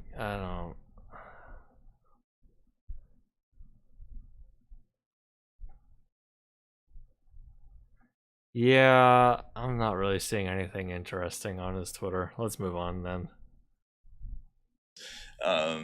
You know, I know you've gotten it. I've gotten it. Everybody's gotten it now, which is so strange because I don't have any views that I would consider right wing. No, we're just a couple of cartoon rabbits that just want a drum. Exactly. Hold on, what was his name? But yeah, no, it's scary, and you know the conformity aspect of it is really disturbing. You know, I think that the thing that's really troubling for me as a reporter is the way that each of these. I'm sorry. This guy fucking lived in Russia? Oh boy. He began as a freelance reporter working in the former Soviet Union, including a period in Uzbekistan, from where he was deported for criticizing President Islam Karimov.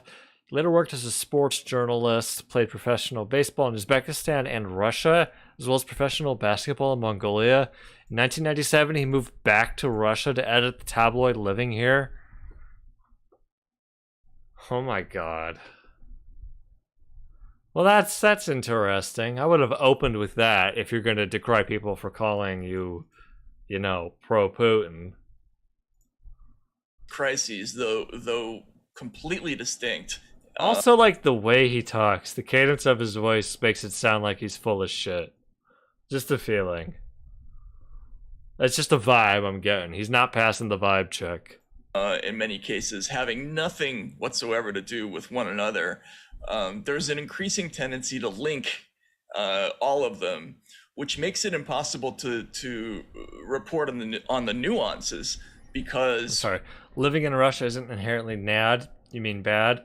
Yes, but it's enough in light of everything else he's saying to make me a little suspicious and have another grain of salt. It's not enough to write him off, but when you look at a totality of everything, it's just enough to, like, little alarm bells are going off. When you report on nuance. Let's hear if he actually says anything that's, like, really crazy. But I have doubts we're gonna get that because it's a Russell Brand video. Tendency to link all of them, which makes it impossible to report on the nuances, because when you report on nuance, what you're accused of is being part of the big evil matrix, right? So just to take an example. See, that sounds insane right there. You know, the Ukraine story is complex. There's a lot of stuff going on there. There are facts that are, you know, there are a few facts that are adverse to Ukraine there. I mean, they do have some elements within the armed forces that are a little scary. You know, Freedom House rated that country a 39 out of 100 on the democracy score. They are a transitional regime. They've had a record of imprisoning people who disagree politically. Okay, so yes, and yes, but considering the light of an unprovoked invasion by Russia, I think that's kind of the bigger picture at the moment. Yes, there are a lot of awful, weird things going on in Ukraine. That's not good. It's not really as much of a democracy as we'd like. There's plenty of corruption. Yes, the Azov Battalion is real, but all of that is kind of pales in comparison to Russia fucking invading a sovereign nation. It's kind of a big deal. Just saying, it's something we care about, you know. I don't know about you, but, like, I don't like warmongers. Maybe don't invade other countries. Just maybe don't do that. Russia's not better. but Ukraine has issues, right? But we can't report on that stuff now, because if you talk about that, or you mention the Azov battalion, or you mention things that went on in the Donbass that might have inspired some of the Russians, at least, to think in a certain way about Ukraine. See, now it the way that last sentence there made it seem kind of that's a little sus. You know, up until that point, I had agreed. But Italian, or you mentioned things that went on in the Donbass that might have inspired some of the Russians, at least, to. And you look at his facial expression as he's saying that. It's kind of, that's kind of weaselly. To think in a certain way about Ukraine, then you're part of this overall matrix of autocracy that is trying to undermine all that is right and decent in the world. Whereas, 20 years ago, you would have just been reporting. You would have said, well, this is true, this is true, this is true. And that's also true. I don't care. I mean, it's not my job to care about what it all adds up to. But that's how all of these crises have been reported. The pandemic was the same way. We weren't allowed to touch certain things. And that didn't work out very well either. So I think that's the big danger. I don't know. Can you imagine, like, after 9/11, I start writing stories talking about, some of these victims here in the 9/11, they weren't exactly good people. Some of these people, over 2,000 people died in 9/11. Some of them were probably rapists. Did you think about that? No, I'm not. No, of course 9/11's bad, but I'm just saying, when you think about it, some of these Al-Qaeda people who hijacked the planes might, you can kind of understand why they might hate the degeneracy of America. Why is it so paternal? Why? Why has it changed to a relationship with the media, with the state, with big business? That was sarcasm, by the way. That's yeah. See, the point is pointing out stuff like that in the broader context of what's going on is kind of sus, kind of sussy. You're a sussy baka, Mr. Matt Tivey. It's like, why do you feel the need to focus on some of these things and say it in such a way that almost seems like you're lending credence to the people who are, the bigger bad guys here. Business where the assumption is idiocy. The assumption is that people are stupid, they can't handle complex information. If you start telling them that, look, it's complicated in Ukraine because of NATO's actions, because of resources, because there are elements in the Ukraine armed forces, because of American expansionism, because of our own history, that somehow that's, people can't handle it. Or with, the coronavirus pandemic, I'll say there's a way you can even address this stuff fairly. I don't think people like him are capable of doing it fairly. That's the bigger issue here. A good faith relationship with government, it seems to me, would be possible if they weren't sort of ultimately owned by corporate interests, because I would be down for people saying, look, at the beginning we thought this, but now we've realised that's not true, so we're amending and adjusting to this. But it was a highly politicised situation, that pandemic. I think this is from something you wrote. When Trump was president, Molnupiravir, or whatever it's called, was bad and dangerous science, an evil twin to hydroxychloroquine. Now it's a pharmaceutical superhero coming to the rescue. Now, I suppose their counter-argument would be, the science has changed, we've got better research. What? I'm sorry. And adjusting to this, but it was a highly politicised situation, that pandemic. I think this is from something you wrote. When Trump was president, Molnupiravir, or whatever it's called, was bad and dangerous science, an evil twin to hydroxychloroquine. Now it's a pharmaceutical superhero coming to the rescue. Now, I suppose their counter-argument would be, the science has changed. I don't understand what the fuck he just said. Is it because he's British? Is this like the punishment that the British Empire is sending me? Is this King George beyond the grave, attacking me, trying to give me a brain hemorrhage. Was bad and dangerous science, an evil twin to hydroxychloroquine. Now it's a pharmaceutical superhero coming to the rescue. Now I suppose they're counter. Now it's a pharmaceutical superhero coming to the rescue.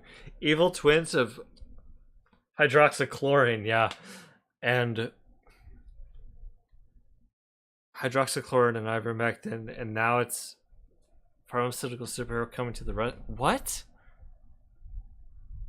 So is he saying? I'm sorry. Is he saying that Russell filter through Russell Brand? I can't understand shit. Filter through Russell Brand. Everything sounds like shit. That's what I meant to say. Is he saying that? Is he quoting from something Matt Taibbi wrote? Oh my god. Natsuki, I don't want to read this shit. What is a Woman? A movie that should be reviewed more, for one thing. Matt Walsh pranks the pants off of America's silliest intellectuals, and the sad thing is, it wasn't hard at all. Oh, Christ almighty. This country's doomed.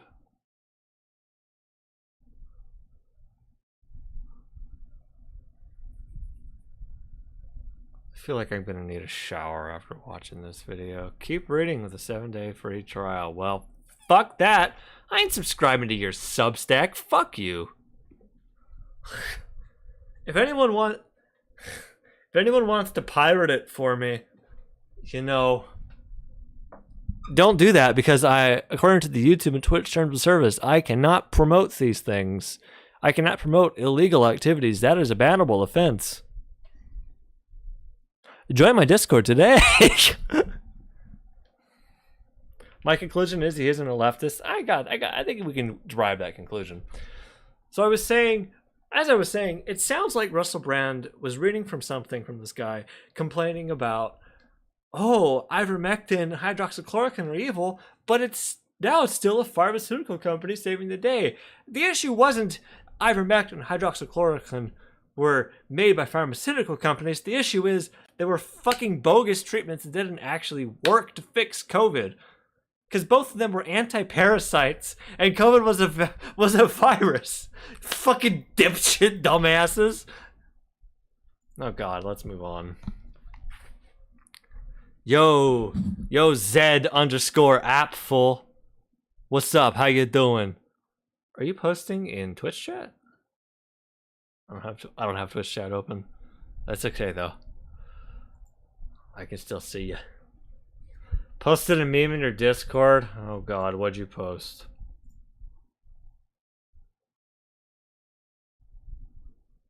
Oh yeah. Let me open it for you. Since I like to support the community. No issue with gay people existing. Painting depict shit's been happening in the past few days. Elementary school drag shows forcing gay shit into every aspect of media. Not gay people existing. Oh no, not the drag shows. And it's Bugs Bunny from that musical where he was the musical where he dressed in drag and he was like the goddess or whatever. And Amber Fudd was like, kill the wabbit, kill the wabbit. I remember that one. I love that one so much. Also, my parents let me watch Monty Python when I was a kid. And like, there was shit in that's like, this is not appropriate for children. It's fine. I'm not gender confused or anything. You know, this stuff is... anyway, let's move on. Our argument would be, oh, the science has changed, we've got better research, we've got better data. But it seems to me that it was partisan political biases in this instance bypassed and overturned the basic science, the basic facts of the matter. There was full frontal noob. Killed it there was full frontal nudity in Life of Brian. There was also in not just Life of Brian, in what was it called? The Meaning of Life? Was that it? And also, yeah, also Flying Circus had it too. My parents were fine about it. At a certain point, they're like, "Look, you're gonna know about it. It's fine." All right, let's go. Let's go. Is that true, Yeah, Matt? yeah, absolutely. And the notion that the great unwashed media audience can't handle. I'm sorry. What did he say? I overturned the debate. That seems to me that it was partisan political biases. Yes. In this instance, bypassed and I overturned the basic science, the basic facts of the matter. Is that weird? True, yeah, Matt? Yeah, absolutely. And the notion that the great unwashed media audience can't handle source material has become increasingly prevalent. And you see that in things like the reporting on don't know QAnon. what he's talking about. All right, so Q allegedly came back a few weeks ago. I'm sorry. Look at the way stories about it. Look at the way he's smiling as he's talking. He's like taking such enjoyment out of this. The new trend is we don't show you the thing because we think you can't handle it. So we'll talk about it. We'll call up professors who will give you comments about what you're supposed to think, but we're not going to link to the actual thing because you may be radicalized by it. If Q's posting on 4chan, it's probably a good idea not to post to it. Not like for a radicalizing thing, but just so you don't... It's probably a good idea people don't go to 4chan, let's be honest. Like, that's probably good for society in every conceivable way. That's or, we don't want to show you pictures of what Donald Trump actually said. We don't want any video of him actually speaking or against. You can find... What the fuck is he talking about? You can find, like, literally all of this on the internet. Mainstream media shows Donald Trump speaking all the time. Even recently, he just did something talking... I don't know. Even recently, he was talking at, like, his... I don't know, Mar-a-Lago when the Saudi people were there for some golf tournament. What is he doing? Somebody like Steve Bannon or Alex Jones or any of these people. Sorry, hear that again. Donald Trump actually said we don't want any video of him. Oh wait, no, he's referring to when they cut him during 2016 campaign. They paid his speech in entirety. Yeah, he's referring to when he was talking about the election fraud stuff and they cut him. And the reason for that was because they didn't want to be held legally responsible for his fucking lies. That's why they kept cutting him. Idiot. Him actually speaking or again somebody like Steve Bannon or Alex Jones or any of these people because I guess because they think people are going to be radicalized by the sight of them when in fact like I think the history of Trump going. Alex Jones was just now ordered to pay a verdict of $449 million as a result of the civil suit against him. Ooh.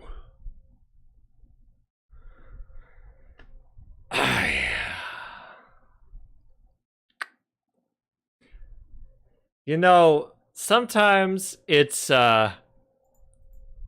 sometimes when we don't show people on media, it's because they genuinely don't have anything worth listening to.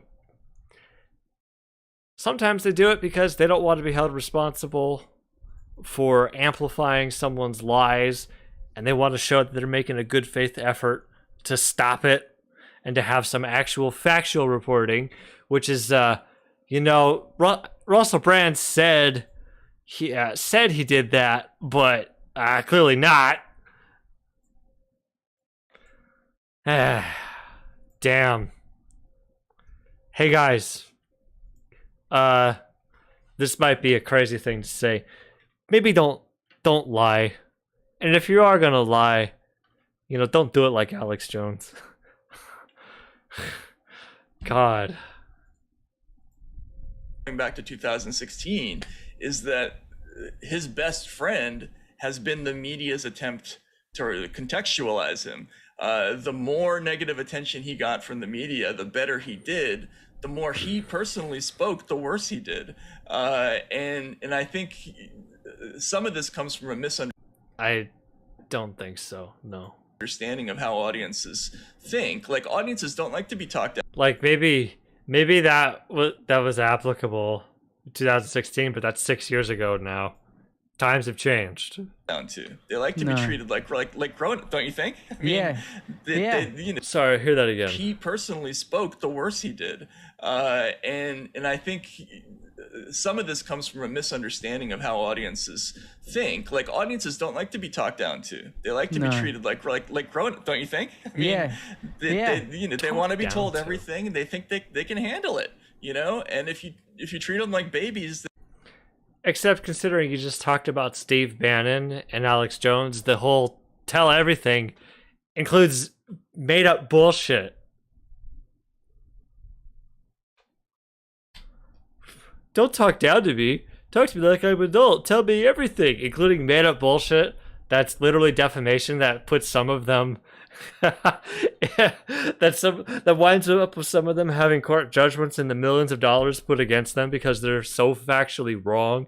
They literally ruin the lives of the people they're talking about. Yeah, give that to us. Do you think you can trust the mainstream media or your own lying eyes? Let me know in the comments below. And if you get a reply there from someone going, send me a text, that's... They didn't even talk about Trump being censored, which is what they had in the title. Russell Brand, you fucking fraud. Not me. I don't want your money. I don't want anything from you. Actually, I do want something from you. I want you to subscribe to this channel right now. So he does want some money. Turn on the notification bell, and I want you to sign up to my mailing list. I'll show you how to do that in literally a few seconds. If you enjoyed this video and this conversation, watch either one of these. They're both fans. I'm sorry. He's on Locals? I'm sorry. No shot. He's on Locals. Oh my god. I didn't know this. Guys, Locals is the website made by Dave Rubin. Yeah, it's a creator crowdfunding site co-founded by Dave Rubin and Asaf Lev. I have no idea who that is. He made this after Sargon of Akkad was banned from Patreon. Wow, that screams fraud. Holy shit.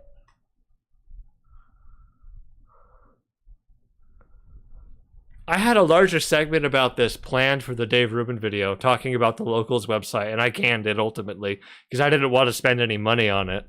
But, wow, it is all coming together. Holy fuck. He's also on Rumble. I don't know much about Rumble. What is Rumble? I feel like I've heard of it in some way.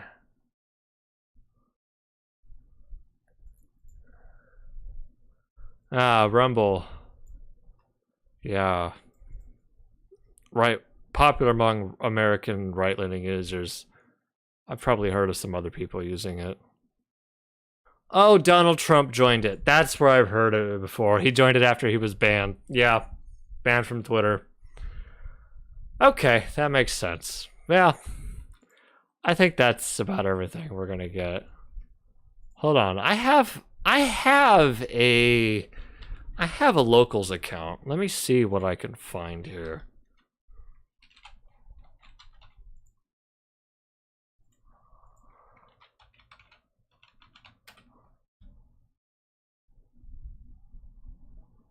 Oh yeah, here we go. All right, I'm logged in. Celiacattack Zach on Locals. All right, join.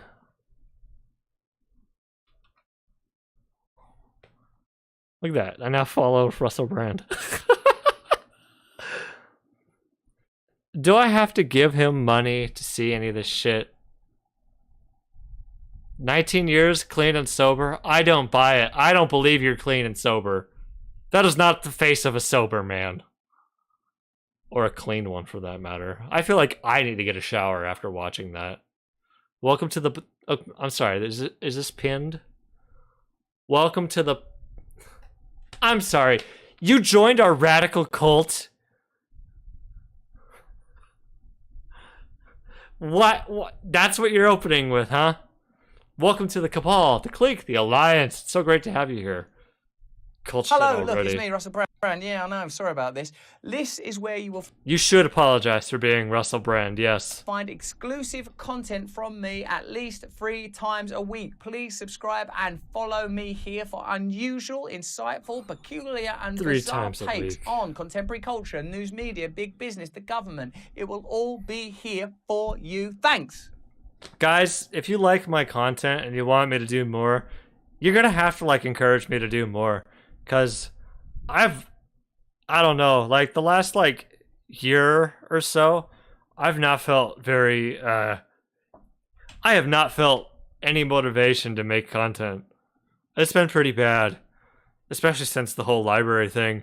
But like, he's doing it 3 times a week. I can't do cocaine. I will die. I gotta get up. I gotta get on the grind. You gotta help me, guys. You gotta help me.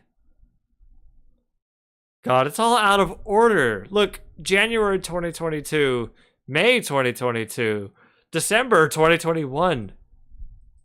Sort by likes. Oh, there we go. That's the difference. See, I'm losing my mind. All right, we can stop recording. That video was worthless. I hate you, Russell Brand. You should apologize for being Russell Brand. And for the brain hemorrhage I have. I'm dead.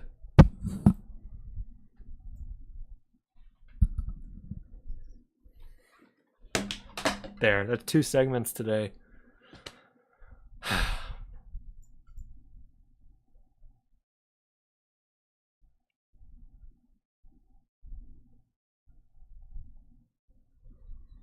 Oh yeah, I forgot.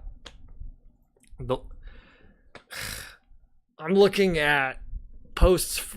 Yeah, the way this works, you see posts from everybody from Russell Brand's community. This was also going to be part of my segment for the Dave Rubin video. I was going to talk about, look, these are people in Dave Rubin's community. These are all like people who've gone and joined his website, and this is what they're posting about. And it's like, ivermectin. I don't like Greta Thunberg. Ivermectin. Here's my dog. Ivermectin. And this is... Oh, I'm sorry. Nigerian con artists look pathetic, and it's Zelensky. Wow! That's Russell Brand for you. Video recording sworn deposition, COVID-19, origins, bioweapons, vaccination, EAU, criminal conspiracy, end user agreement? What? I can't speak to the experience of the expert as online. I wouldn't trust anything I read in my pre-2019 texts. Printed texts are in storage. So compelling, yes. Verified by myself, no. Shared in the spirit of fraternity.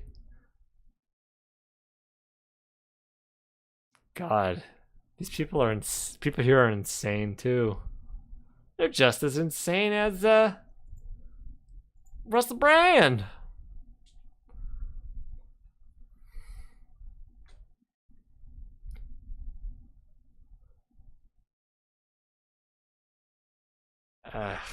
All right, I think we've had enough of this, don't you? I think so.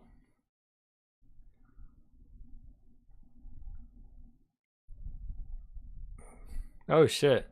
This guy this person here just linked like a full pirated video. A full pirated movie. Russell Brand's locals, everyone. That's amazing.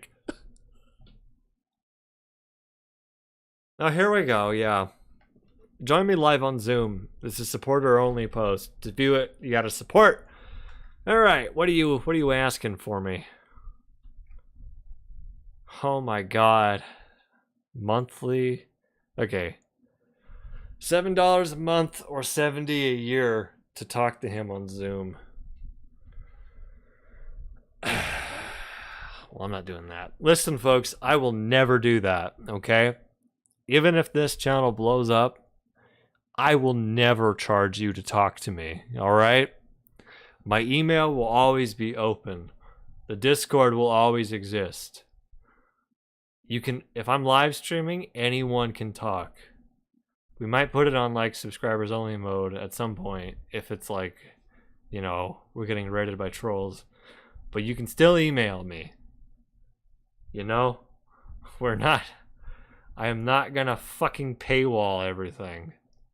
I have standards. Thank you, Russell Brand. Christ. And there's a lot of, a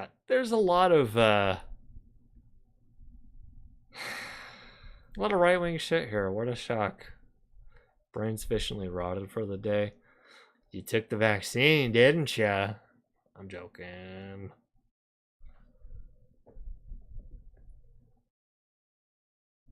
Yeah, I know. Exposure to the British should be, you know, it should come with like a cognitive hazard warning, like an SCP does. Yeah. Oh my god, this guy. It's the same guy. It's another movie. What the fuck is this guy doing? He's just posting, this random guy is just posting like, he's posting piracy links for like every Clint Eastwood movie in Russell Brand's locals page. Why? No, nobody's liking them. Nobody's doing anything. That's hysterical.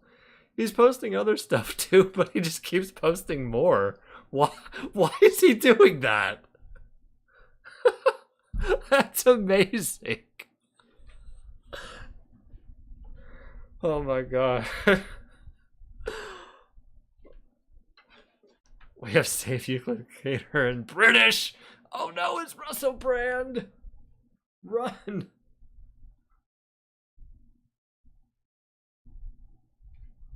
Oh my god. Oh my god, Russell Brand is an escape. He's escaped from the SCP asylum. I don't facility would be the correct term actually. My hair is a mess. I need to wash it. It's also really fucking humid today, so I'm getting more. Yeah.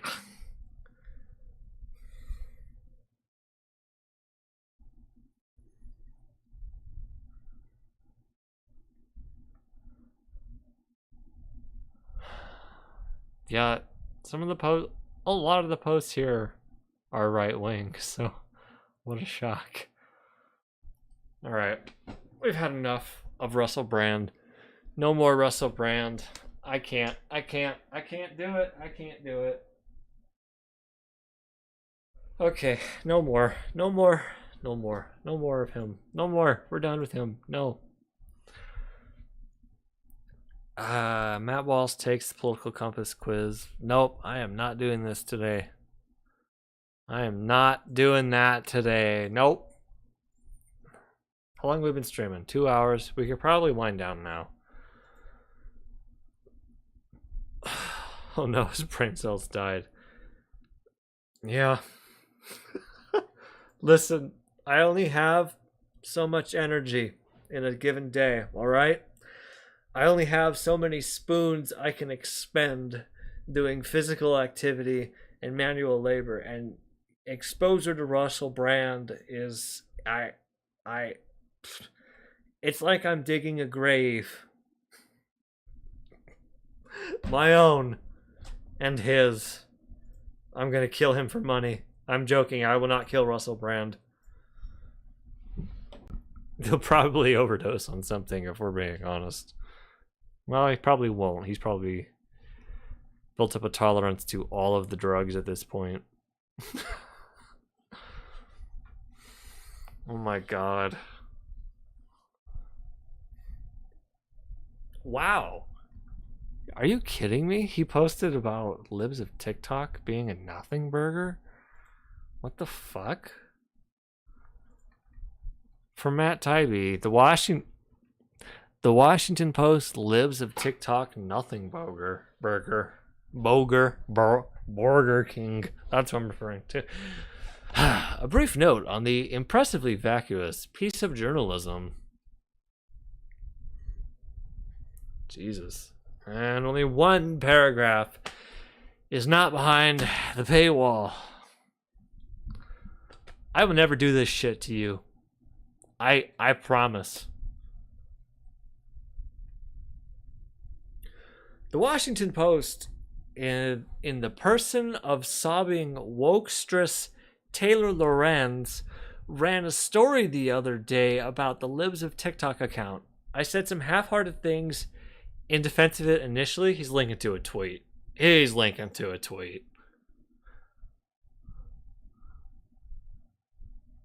Yeah. After a second look, I take them all back. If the Columbia Journalism School offered a class called Dogshit Exposés, this would be on the syllabus. It may not be first week material, but it's in the course. Well, I don't care.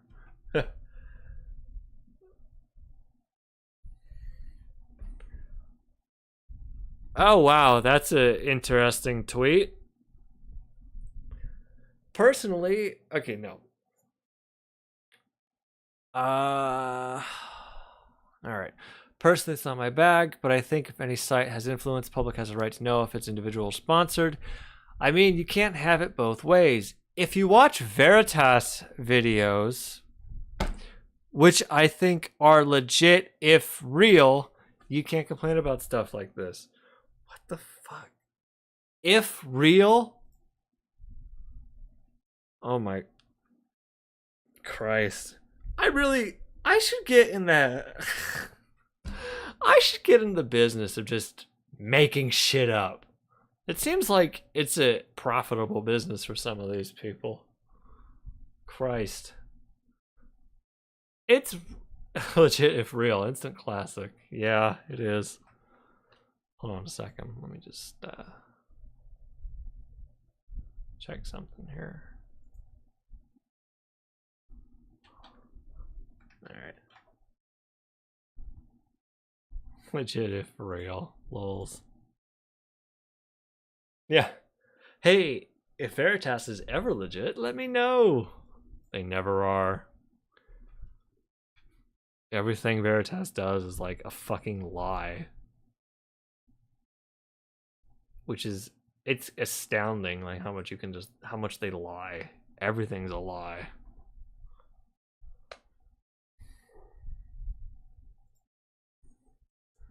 All right.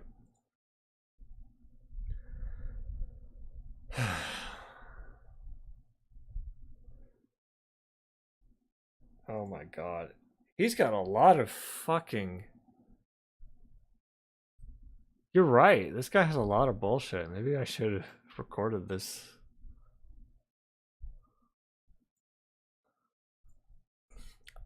Also from Matt Tybee. Whoop. Ivermectin. Can a drug be right wing? A potential COVID-19 treatment has become hostage to a larger global fight between populist and anti-populist. Oh my god.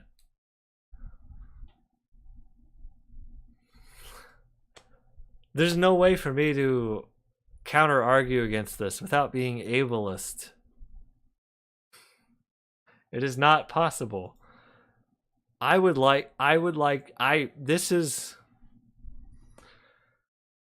Oh boy. Do I care about this? I'm just glancing through it.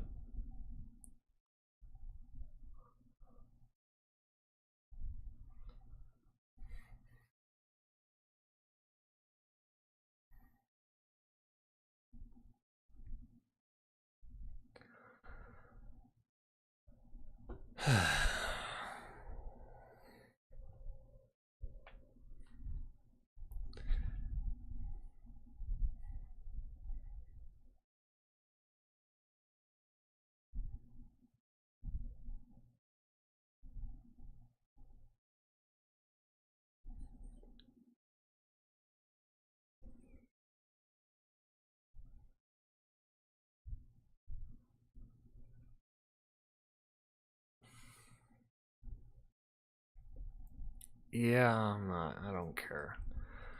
Why has ivermectin become a dirty word?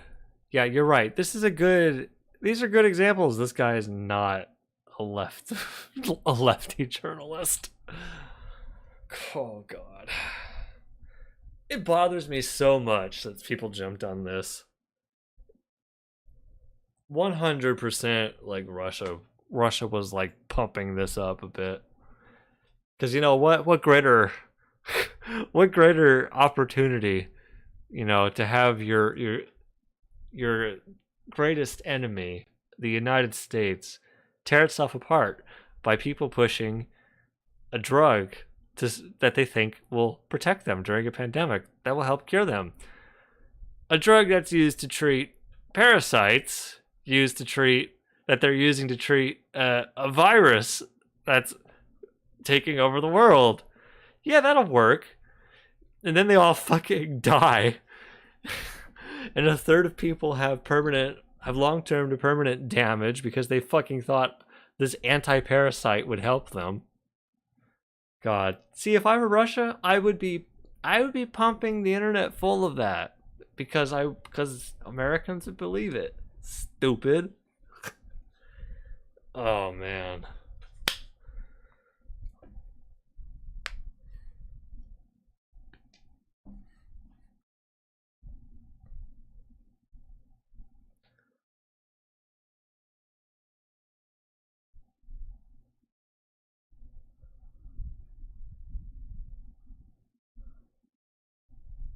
I don't care about this.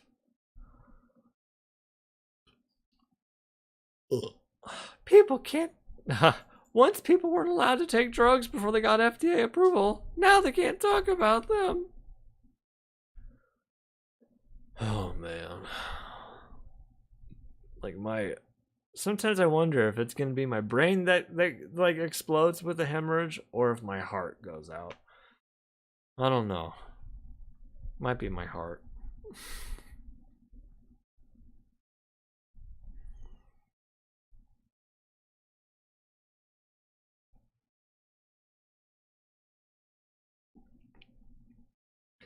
You know, it really bothers me that people who didn't even pay attention in high school biology are given a platform to say this dumb shit. I got like A's and B's all through high school. You know, I did my work. And now these people are like, do your research. It's like, you didn't do research then. You didn't do it now. Facebook is not research, bitch. Alright, whatever. Should be a human rights violation to see this shit. Yeah. Alright, that's enough of that. There's one more thing here. He's on Breaking Points talking about... Alright.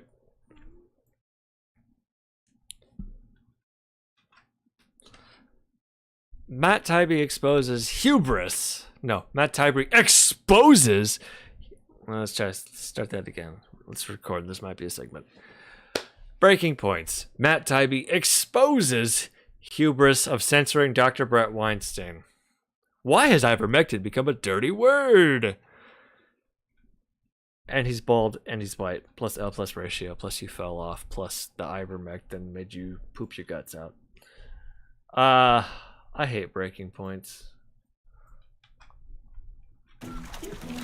Okay, we got about an hour before... Fucking ad. I hate Breaking Points. I hate Matt Taibbi. Let's take a look, shall we? Maybe we'll get something. Maybe we'll get something. One and only... Trigger warning, everyone. Breaking Points. It's got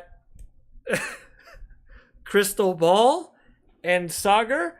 And you ever think about how her name is Crystal Ball? I feel like that should be disqualifying to begin with. I recognize that's her given name, but that sounds like someone I'm not going to take seriously. Anyway, let's go. Joining us now, the one and only Matt Taibbi. Of course, you can find his writings over on Substack, his journalistic stylings over on Substack. Great to see you, Matt. Good to see you, Matt. Great to see you both. Love the brick decor. Sagar does not look happy. Thank you. Sagar wants you to also comment on the desk. Yeah, look at this desk. I'll give you an opportunity to do that now. It's a great desk. Yeah. Thank you. Thank you. Thank you. That's basically prerequisite for coming on the show. Like Sagar's desk. So you have Don't come on the desk, please. a new relatively dangerous post up titled, "Why Has Ivermectin Become a Dirty Word?" Some of our audience will have followed ivermectin. There's possibility that this is a very low-cost generic drug that could be effective in treating coronavirus. Indications are mixed. There are some studies that say yes, some scientists that say yes, some others that say no, and it's become extraordinarily controversial. Can you just talk about what we know about ivermectin and why it has become so controversial to the point that YouTube in particular has been banning some of the content and some of the discussion around this potentially effective drug for treating coronavirus? So, along with dozens of other potential cures, researchers began looking at all sorts of possibilities for treating COVID-19 last year.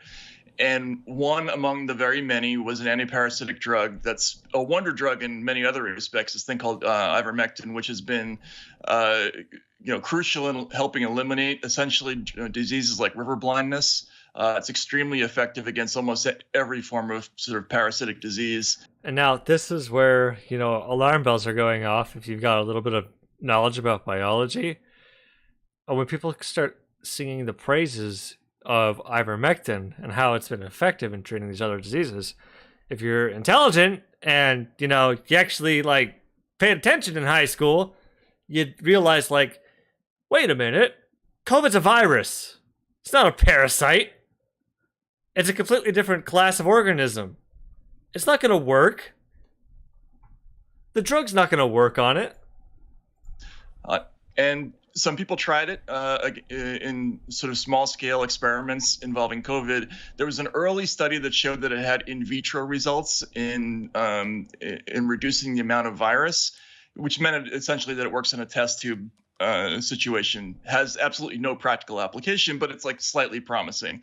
From that study, some doctors started prescribing it, in sort of off-label to patients as a last resort in some cases, and some said they believe they saw results, and it started to get a little bit of buzz. That's not really good enough.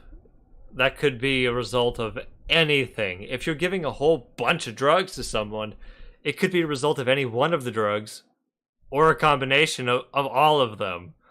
It could also just be, these people just got better. The drugs didn't really affect it one way or the other. In the scientific community. And what happened was by fall of last year, there were a number of studies that were being undertaken, and there were a few people who were such advocates for it that they started to say that this was definitely a cure, or that it was potentially a miracle cure, and that the people that were saying that were also doing media tours and that were getting a lot more attention, and like Brett Weinstein pumping up his podcast, getting a lot of money from it. Nobody cared about Brett Weinstein before then. He was the less interesting of the Weinstein brothers, aside from his brother who raped all those people. But I digress. When you want to blow up these days, you got to do something ridiculous, or you have someone bigger than you acknowledge you. And,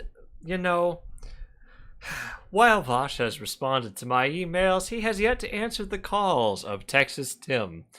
And I hate to say it, but Kathleen Kennedy isn't responding to me anymore.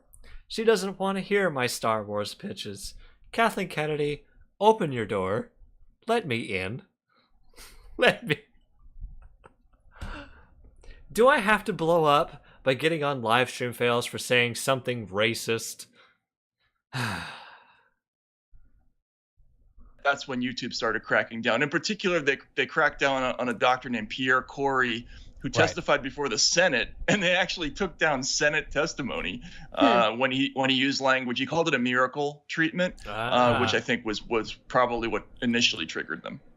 Right, and I think that surrounding all of this is this. Look, I don't like I said, I don't know a goddamn thing about ivermectin. Crystal and I are both fully vaccinated, Moderna'd up, okay? Just to be. I feel like if you don't know a damn thing about it, maybe you should be doing some research. If you're gonna like talk about it, I don't know. Now, for me, I guess I could say the same thing, but like, I don't know. You have a show. I'm one guy. Be very clear here, and I'm looking at on this other thing here. I'm looking at some studies talking about ivermectin, and there's a serious thing here of toxic effects from ivermectin use associated with prevention and treatment of COVID-19. Serious neurological adverse effects after ivermectin. People, unfortunately, like, some people have been hospitalized for using it. It's all been like a while ago now, thankfully, but like that. This isn't exactly something you should be fucking around with. All right, let's move on. Also, I have emphasized. I know, like, okay, my point is, like, when Sagar's just like, I don't know anything about this, but it's interesting to hear. It's like, you could do a little bit of I don't know, looking and find something to go with it. I've been looking at some of the studies that talk about the effectiveness of it, and it seems like most of it is little to none. Little to no effect on improving. But that stuff comes up really fast. People are hurting themselves for taking it. Here that I think people should go out and get vaccinated. All that being said, I don't understand how we can have so much hubris at this point, especially after the lab leak theory, to say, good Lord, I hate soccer so much. This is definitively true. This is definitively false, to the point where we are willing to censor actual doctors talking about medical information. Now, I listened to the full Brett Weinstein, Pierre Corey, Joe Rogan podcast, and I came away from that thinking that a grave injustice has been done. And you know what? I think we can end it there, actually. Thank you, Sagar. I think that's what we need. Oh my god.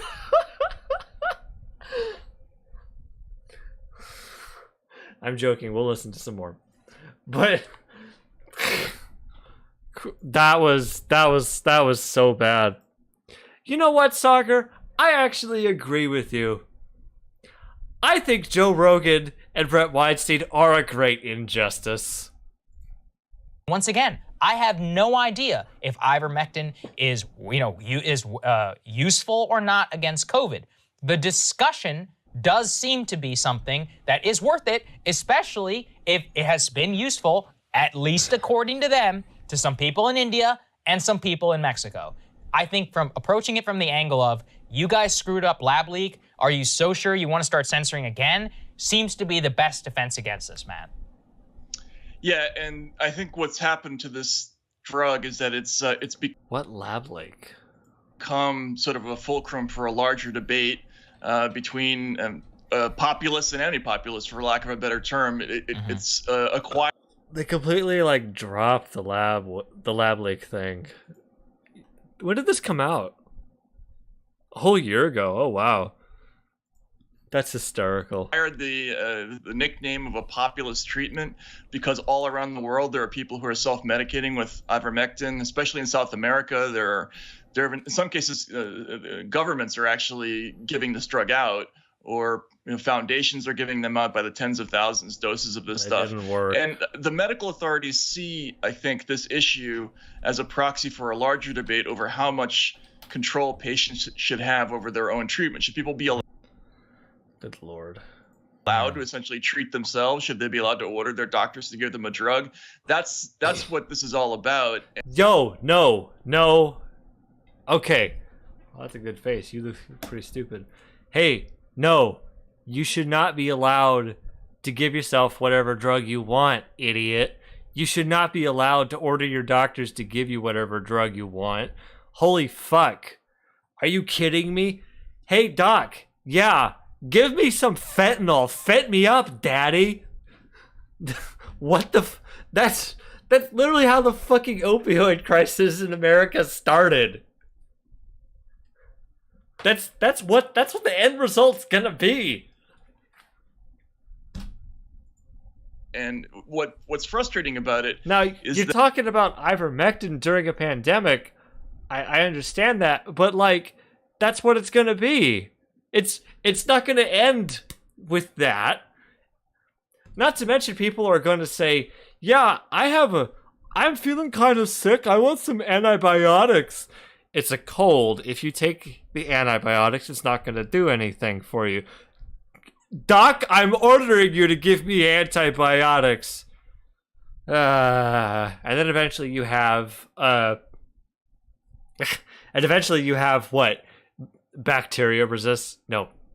Eventually you have antibiotic-resistant gonorrhea, which is a thing. I think when YouTube or Facebook cracks down on the speech surrounding this, a topic like this, it only fuels the resentment and mistrust of medical authorities and makes people even more likely to go out and self-medicate in a way that might not be productive. Exactly right. So that's what I think.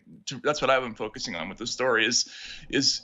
Does any of this censorship really accomplish anything positive? Probably not. It's not logical in any way. You could say censorship, maybe, but the way I see it is just kind of trying to stem the flow of misinformation in the 21st century when millions of people can access social media posts and what you say is going to be seen by potentially millions of fucking people some of whom might actually go get ivermectin and shove it up their rectum. And like, as a non-zero number of people are going to do this after they listen to Brett Weinstein, yeah, maybe we should, like, as, I don't know, kind of responsible people, do something to stop that from happening. But I also feel like, because sometimes, I think we even made the case that... make no mistake, I hate that it's come down to that. And I hate having to feel like a moral imperative to do something about it. I hate that it might interfere with someone's ability to say whatever they want for freedom of speech. But at the same time, like, the whole COVID pandemic showed there are some really fucking stupid people out there. And, I hate to say it, but, like, I don't want them to die. I don't want them to have to go through this. But, like, if left to their own devices, they literally take horse paste and shove it up their butts. And this guy's like, oh yeah, it's a great idea. It's a miracle truck. I'm left-wing. Twitter ban. Maybe something should be done. I don't want to shut Brett Weinstein's podcast down. There should be some rules about what drugs you could get, and maybe Brett Weinstein should shut the fuck up. And Facebook bans and YouTube bans, they don't even work, right? Because they have the Streisand effect, they draw even more attention to the very thing that you want people to not talk about. But even if that wasn't the case, I still think, as Sagar said, there should be a lot of skepticism of these really airtight... And the Streisand effect only kind of works if it's like someone who's kind of like relatively unknown to begin with. With someone like Brett Weinstein, he's got like a large platform already. We're not Streisanding affecting him when he gets removed. When like something of his gets removed from, I don't know what, from YouTube. That's not really Streisand affecting because he already has a large platform. At some point, there's a diminishing return on the Streisand effect, and someone's audience is probably going to be cut, but it's we know semantics. that this is debunked. We know that this is discredited after the whole debacle of completely ruling out the lab leak theory, which now looks more plausible. We still don't know, but it's certainly a plausible potential explanation for how it's a potential plausible explanation that I pooped my pants. This pandemic started in the first place. So even if the bans were effective, because we've seen with Trump being banned, I know it's been pretty effective in decreasing interest in him and decreasing the spread of what he has to say. Even if it's effective, it's a very problematic thing to do, especially, YouTube, these aren't scientists. They've gotten it wrong in the past. And the other thing I wanted to ask you about is why this particular drug? Why did this one thing become such a flashpoint? And I think part of the context here too that people have been focused on is big pharmaceutical companies, they don't have a way to make a lot of money on. Zach, I'm 25 fucking years old and that made me laugh my ass off. What part? The poop my pants? I saw my concurrent viewers went from 10 to 4 when I did that. So you might be alone in that thought. Off of this drug because it's a generic. So there's a potential financial incentive to shutting down any discussion of what's going on here. Yeah, so to answer the first question... I'm sorry, what? That sounded stupid. Thing become such a flashpoint. And I think part of the context here, too, that people have been focused on is big pharmaceutical companies, they don't have a way to make a lot of money off of this drug because it's a generic. So there's a potential financial incentive to shutting down any discussion of what's going on here. How the fuck does that so to answer the first question, I mean, I think you're absolutely right. I'm not even going to pause it. You both know in journalism, we don't know anything. I mean, we're not experts. And, that might be a you problem, dog. What? In journalism, we don't know anything. What? Isn't it your job to find out? Best when a story like this breaks. If you were a good journalist, it would be, but you're not. You're a fraud.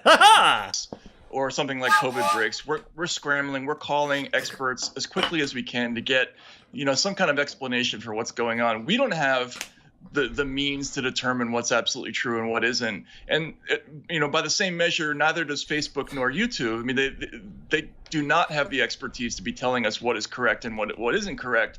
And so when they make decisions like this and they make mistakes like the lab leak thing, it only underscores the fact that truth is a moving target, and you can't always hit it on the nose, right? Even if you have the best intentions, it looks bad to try to clamp down on this or that, because you can never be completely sure in this business what's true and what isn't. So that's bad. In terms of why this drug in particular, I think there's a couple of reasons. Number one, when Trump said he was on hydroxychloroquine, it gave kind of the odor of right-wingness to any idea of using a repurposed cheap drug to combat COVID-19. He said in the Russell Brand interview that anyone who says anything that goes against the mainstream media narrative is kind of right wing or something like that. So I don't know. And that's another thing that I think is very frustrating is in this polarized media landscape we have. In some topics, things just kind of become left or right, and they lose their identity as anything else after that. And ivermectin sort of acquired a reputation as something that Republican politicians were interested in, and therefore I think it added to the degree to which it's been. Isn't hydroxychloroquine a cleaning agent? Yes, it can be used. It can be used as an ingredient in aquarium cleaner, but more specifically, it's used as malaria. Yes. More specifically, it's used as an anti-malaria drug, which is a parasite you get from mosquitoes, I believe.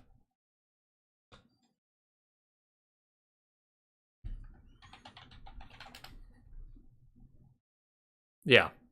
Malaria, parasite, commonly affects certain type of mosquito, which feeds on humans. Yeah, it's real shit. It's real. It's oh man, dude, I don't know. Some stories of malaria are fucking brutal.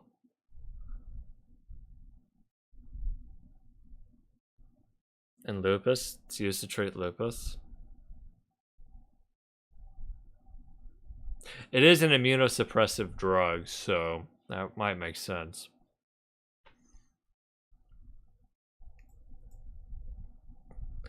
So if I remember correctly, I think at the beginning, some of the logic behind hydroxychloroquine being used to treat COVID was kind of sound, potentially, but it wound up not working the right way. So it wasn't used for that. Meanwhile, ivermectin doesn't work in the same way and is just completely ineffective altogether. Because hydroxychloroquine is also an immunosuppressive, and some certain steroids have been used as treatments for COVID as well. So simple logic, maybe it works, but it didn't work. Okay, let's go. Clamp down upon. Yeah, and look, like we said, we don't know anything about the efficacy of this. I don't know anything about what Dr. Weinstein is saying around a lot of different stuff. In fact, people got tricked into believing 2 antiparasitical drugs could cure a viral infection. Speaks for the idiocy of right-wingers. Yeah. Like Trump said, I love the poorly... Wait, how does Trump talk? It's been so long. I love the poorly educated. And it's like, I did good in high school. Aww. I do know. I think that in general, debate is probably a good thing, and stifling it just seems to be incredibly Orwellian regarding all of this. So, Matt, I am so thankful that we have people like you who actually write about this. He says that, and that they should debate ivermectin. But I can't help but notice Sagar here. Wait a minute. Let me do a...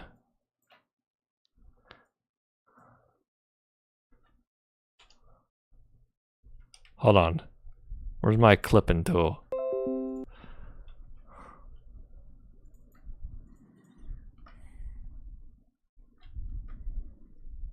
How do I make it full screen?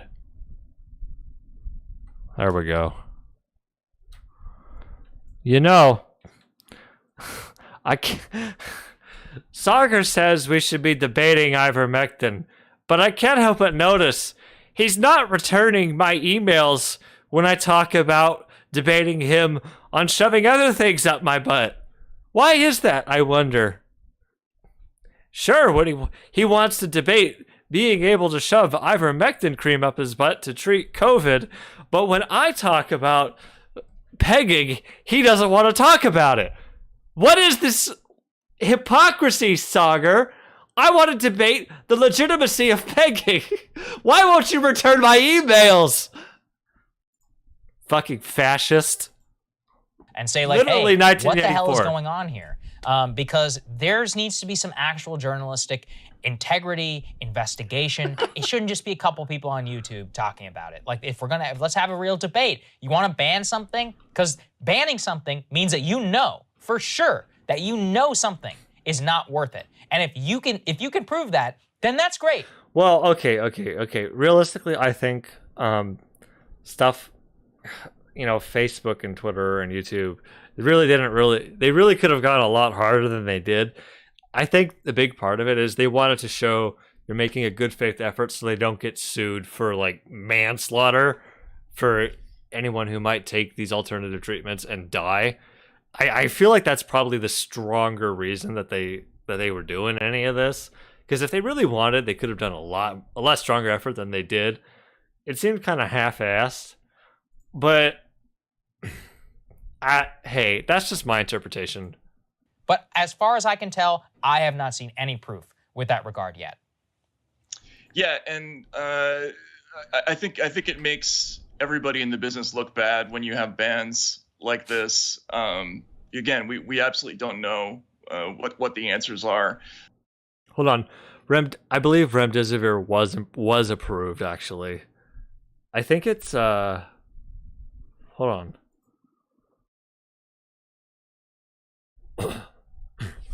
Broad spectrum antiviral medication. Yeah. Okay. Yep. During the COVID-19 pandemic, it was approved or authorized for emergency use to treat COVID-19 in numerous countries. Yeah, sure. Originally developed to treat hepatitis C, which is a virus. Okay, there we go.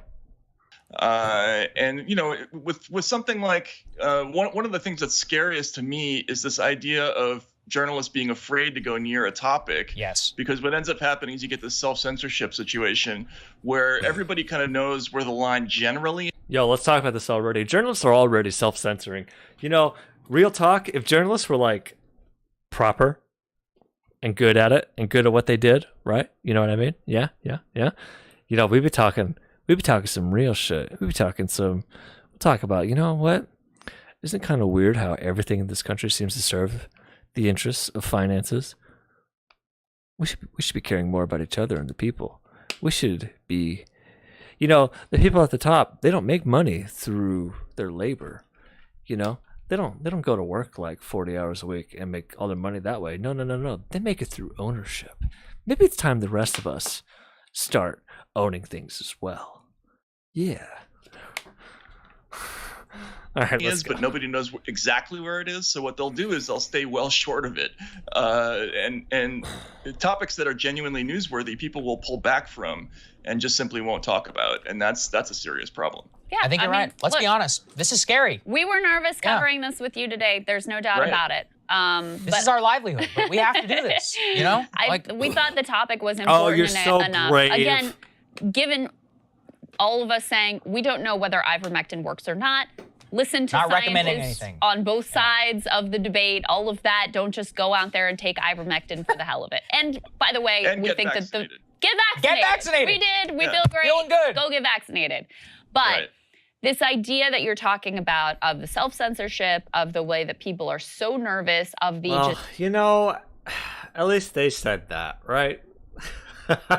hubris of censorship and banning certain ideas and banning discussion on certain things from these social media companies, when just within the last year.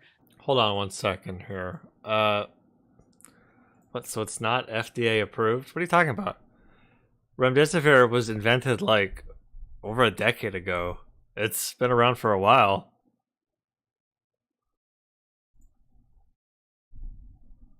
It's not a new drug. It's been here for quite a while. Those, over the top proclamations of this is discredited, this is debunked, etc., have been shown to be completely hollow. I don't know about that, Crystal Ball. I feel like I've debunked your face pretty well. Your ball is made of crystals. It's empty. It's just transparent. Oh. Sorry. That's the piece that was really important to talk about. Recommend everybody go and read your piece. It's very thoughtful, as always. Everybody go and subscribe to Matt on Substack. Always great to have you, my friend. No, don't subscribe to him on Substack. Don't fucking paywall your content. Fucking bitch. And thank you. Thank you, Matt. Thanks so much for having me on. Sell out? No, don't do that. I think it's a great idea. House sitters get somewhere to stay and breathe. Yeah, that's nice. Don't subscribe to Substack. That's some bullshit. Listen. He talks about like all this debate and stuff, but like you have to subscribe to his Substack to read anything. He talks about the integrity of journalism, but like if you want to read all of this stuff, that you got to give him money. Unless I misunderstand how Substack works or some shit, but I really don't think so.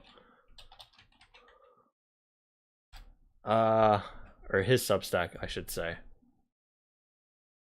Yeah, I gotta be a paid subscriber. Fuck that.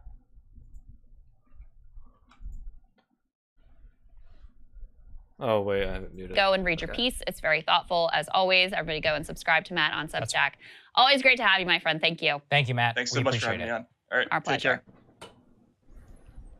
All right, everybody, thank you. We really appreciate it. If you want to go ahead and support us for taking a risk and talking about ivermectin, please do so. Actually, let me just say, this is actually literally the reason Yeah. why we leaned into a subscription model versus just putting ourselves at the whims and mercy of YouTube. This is like perfect example of that because This is it. Look, ultimately, if they, you know, get Oh God, how do they make their money?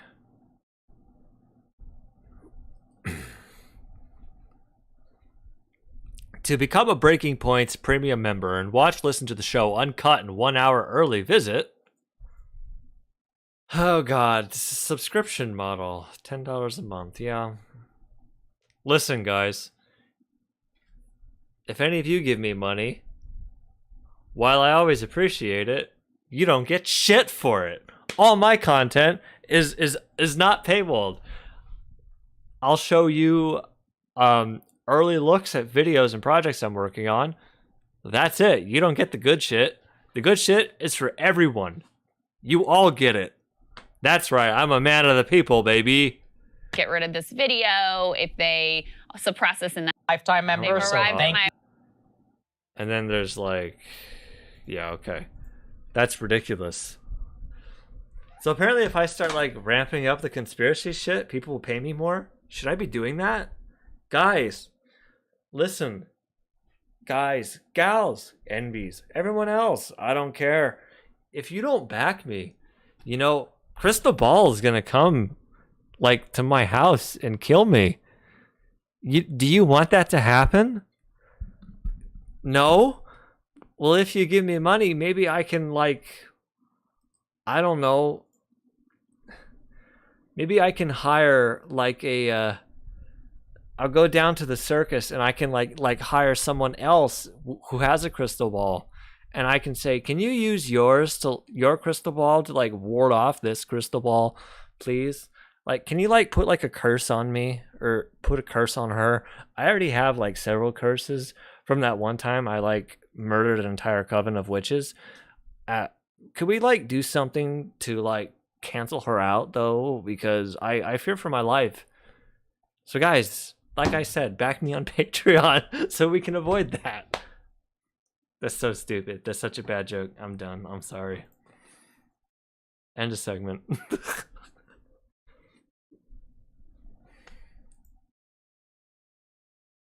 Agent 47, he would help. I have like all the Hitman games. I should play them on stream. I haven't played anything on stream in like so long. Oh my god. Centrists and right-wing people are always in it for the money. A lot of people are. That's just kind of how life goes. Lefty people do it by donations, maybe ads, but never demand money from their community. Well, there's a few who do. Unfortunately, there are a few who do. You can see it when they don't get their money and they freak out. They're not. I know we wouldn't really consider them like, you know, proper lefties. But there's a few who are like adjacent who kind of seem like that. What's his name? Yeah, that Mike from PA guy rubs me the wrong way. He's bad at hand jobs. Also, he's sussy baka. This is suspicious. And Bad Bunny was pretty bad too. I know, like lefties, but.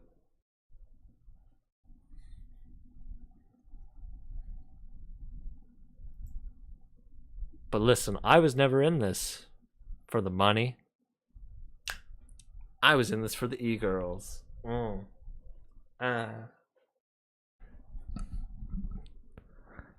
the e-boys and NBs. But that's we don't get. That goes without saying. Okay.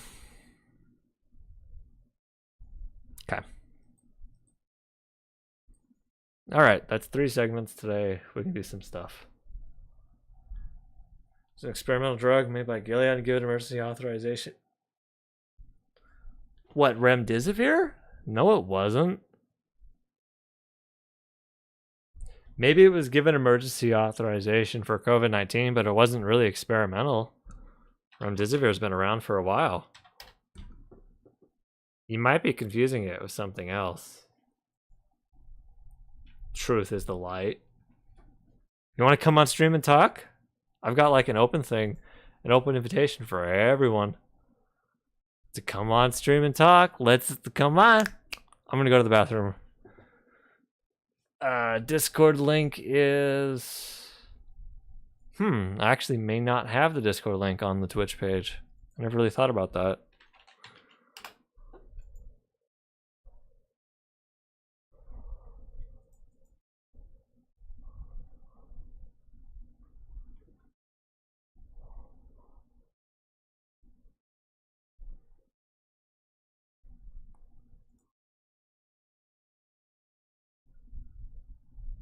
Huh.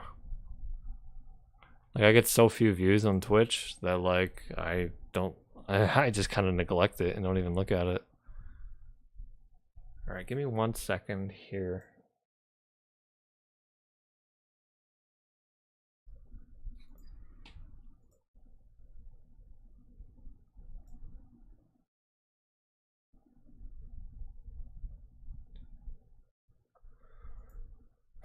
Where did I put it? Do I have the custom invite link? Yes. Server settings.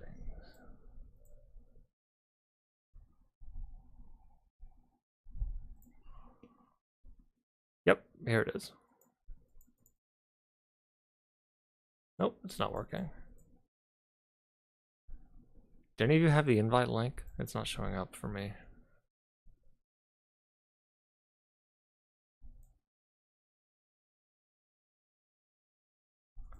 Have I been following it? Yes, I have been following the Alex Jones stuff. It's kind of wild. But also, like, you know, holy shit, he was caught in some pretty bad lies there. It's like, damn, dude. Like, you should have known that was... you should have known that was coming.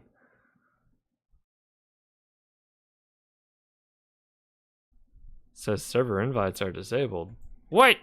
It might just be your, It could just be it's disabled for your role.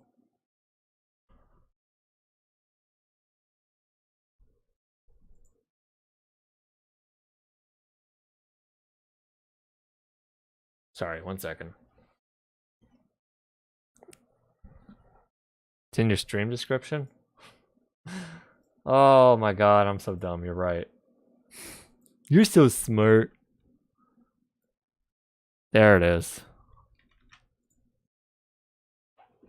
Hey, truth is light. There's a Discord link. Hop in the Discord. Yeah, his lawyers did screw up, unironically. That was pretty bad.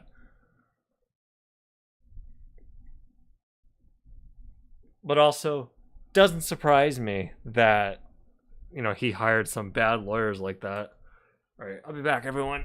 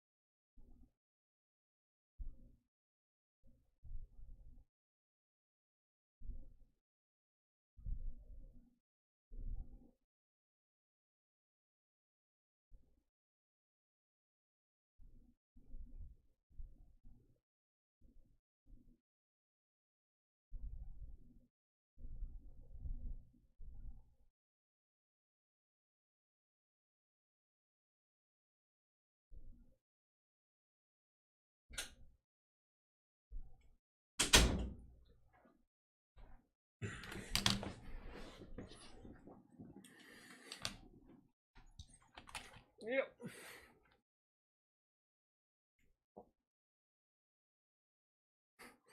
This guy ain't hopping into the Discord.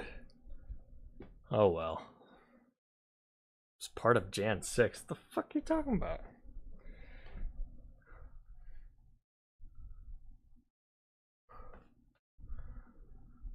I was wondering if his lawyer's screwing up and give him grounds to appeal. I don't know how civil court works.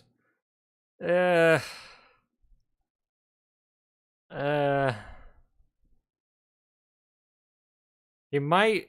I don't know. Well, he could try to claim it was something fucked up there. It wasn't really illegal. I don't know. We'll see what happens. Okay.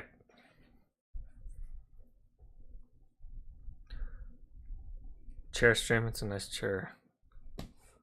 My mother gifted me this chair. She was like, she felt so bad about what happened to me with the library. She's like, I'll give you a new chair. I was like, thanks, Mom. That's really sweet of you. I would have gotten like a simple straight black office chair, but yeah, I like this. The old one I had was like 15 years old. And it was like, it was falling apart. It rattled side to side, and I had torn through like all the cushioning. Yeah, I don't know if civil court works the same way. I think it might, but I don't know. I don't really care. Also, like, incompetence like that, you know, that's still what I think. What's more likely to happen, he might sue the attorneys later for like incompetence, and he might get a settlement out of that, but it's probably not going to be anywhere close.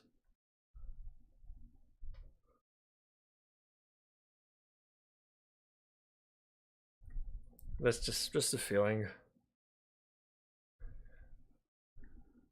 Cause that kind of thing that they did there, accidentally sending an entire digital copy of the phone, that does seem like something that would, I don't know, that does seem like misconduct on their part.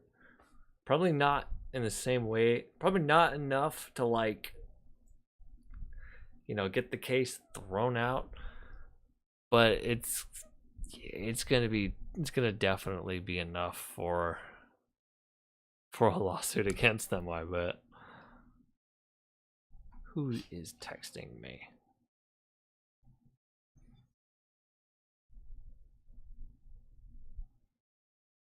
All right. Okay, what are we doing? Almost makes you think they did it on purpose. It wouldn't surprise me if they were just that incompetent. I've seen some, I don't know, I've seen some other lawyers do incompetent things. And that seems kind of like on par for Alex Jones' level of competency, you know?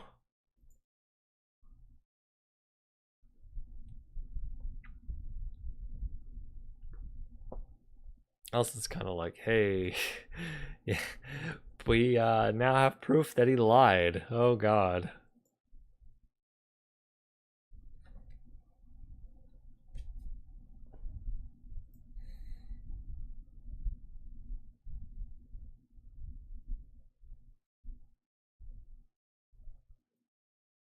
Because you have to prove, you have to prove in defamation cases that they know that the person knew that what they said was a lie, and that's usually an incredibly high bar to pass within the United States, or that's required within the United States, and that's usually an incredibly high bar to pass. Yeah, and whoo, they got a lot of lies. They were able to prove quite a bit with Alex Jones. That's kind of impressive, actually. Yeah, same with Amber Heard. They were able to prove she had knowingly lied.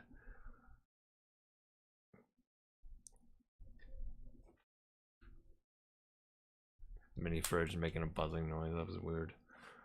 All right. I think what are we gonna do here? I think we can probably end the stream here. 8-7. Yeah, I think so. Give me one quick second to check something out.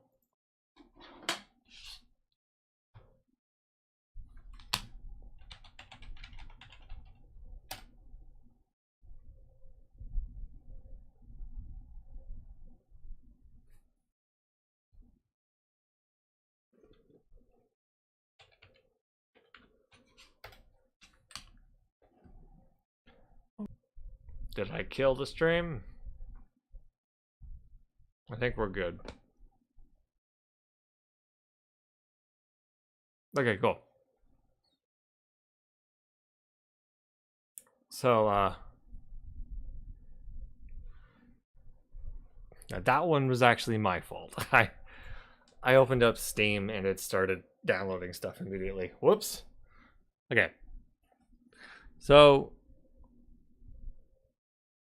I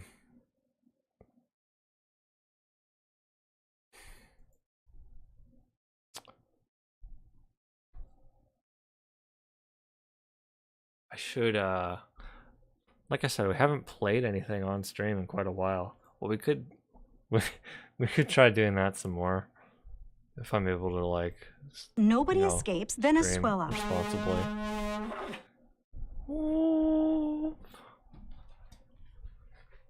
I missed the notification. Truth is light, now following. Thanks for the follow, I guess. Anyway, if we're able to do this more, we could stream more, but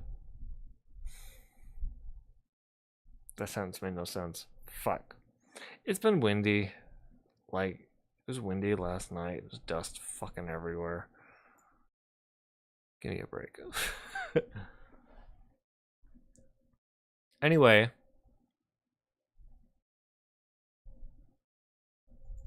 I know I've said Disco Elysium and I haven't done it. I just haven't felt like it.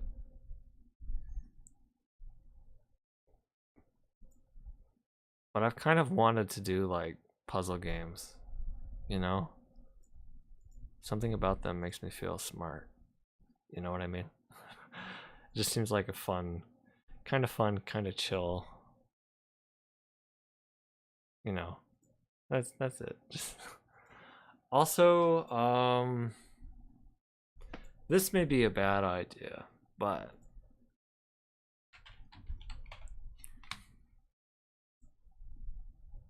have a good day. We'll see how this plays out. See how what plays out. Alex Jones? Probably not going to play out well for Alex Jones.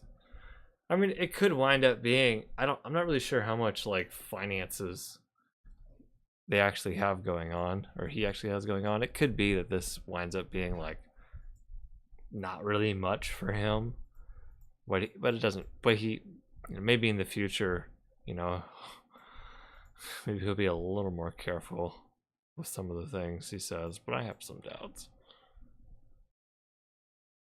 He doesn't seem like a man who could be tamed. Anyway, so I'm probably not going to do this.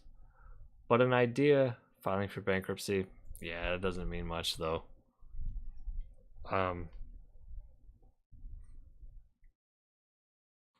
Depends on what kind of bankruptcy you file for, and depends on what your assets are.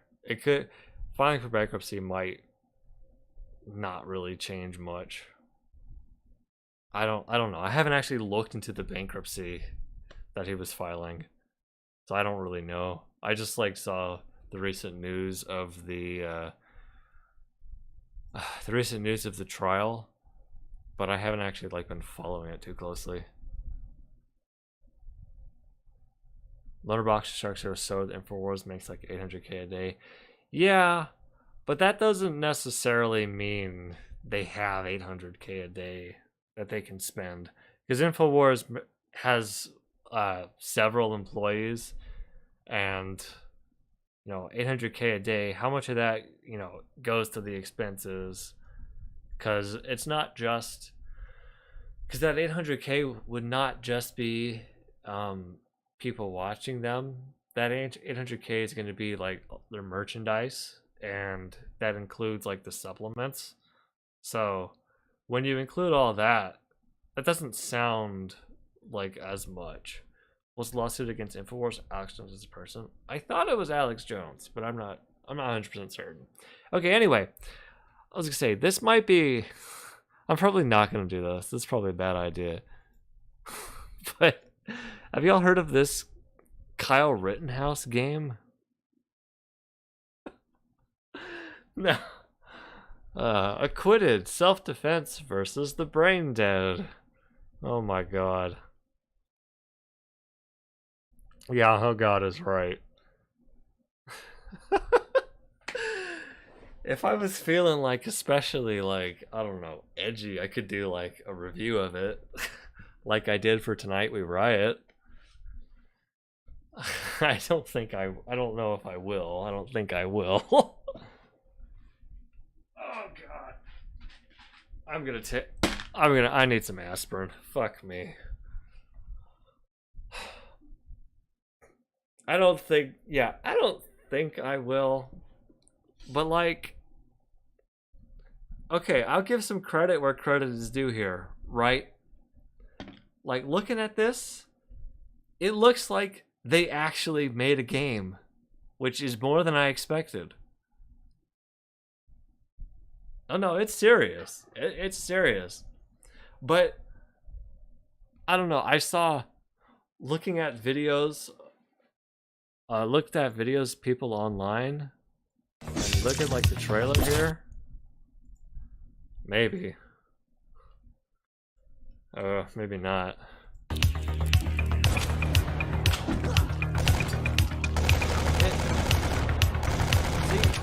It looks like it's a real game. Maybe not very great, but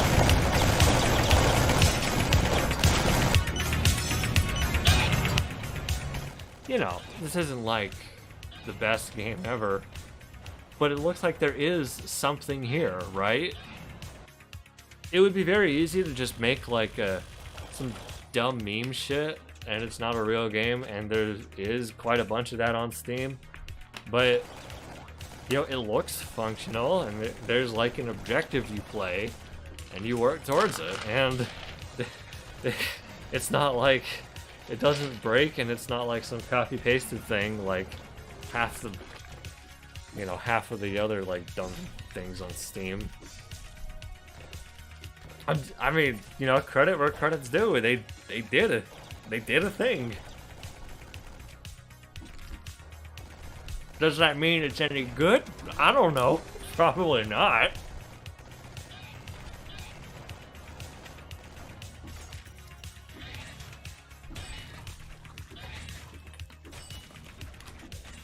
Yeah, you're fighting the pink-haired zombies. Ooh.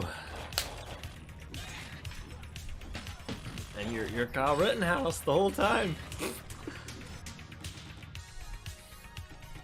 And they have communist flags and Antifa flags, and look at it's a giant. Oh, yeah. I'm gonna have a heart attack. That's how I'm gonna die.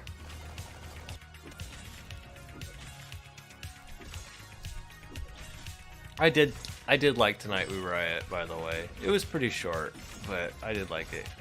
I did a video on it. Zap. Yep. Zach, you're also Zach. But I did a video on it. It's a good, it was a decent game, yeah. Screw your rights. Yeah, okay. And see, this zombie here is like, this one right here behind him. See, it's like it's a trans person. Get it? Ooh.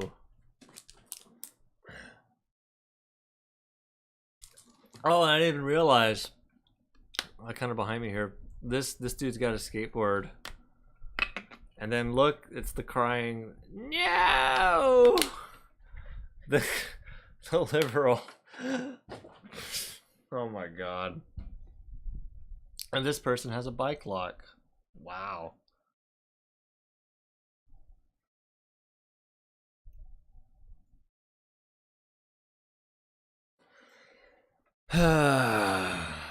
And I actually think it looks like shit. Yeah, it doesn't look very good, but I mean it's a thing, right? Yeah, 10 years ago this would probably be like a Flash game, like on Newgrounds, right? Look at the publisher. Or wait, did someone say that? Yeah, the publisher doesn't have anything else on here, so anyway, I don't think I'll make a video on it. I don't think so. Even if yeah, you should pirate it. Nah, I don't think. Look them up. They're run by actual racists. Oh, why am I not surprised? We'll look it up. Hold on. Personally, don't like the gameplay of Tonight We Riot. That's fine. That's legit. I haven't played many like that. If you want to shoot fascists, Wolfenstein's always an option. I recently got the Wolfenstein games in the Steam Summer Sale. I completely forgot. I should do that. Nordic Empire. With a title like Nordic Empire, I don't know, with a name like that, it does sound kind of bad. Also, yeah, some of the achievement names here are sus.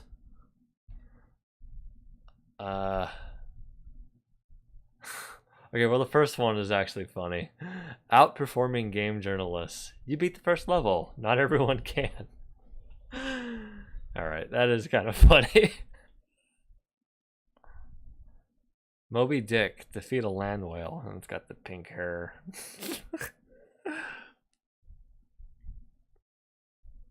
There was one here I saw, it was it's ma'am. Defeat your first ma'am tank. Yeah. Dress for a day in Chicago. Picked up 100 armored vests. Yeah.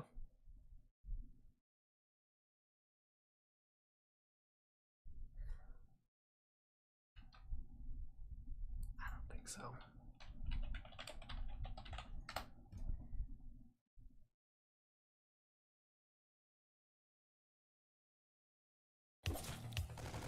Nordic Empire games. Let's take a look.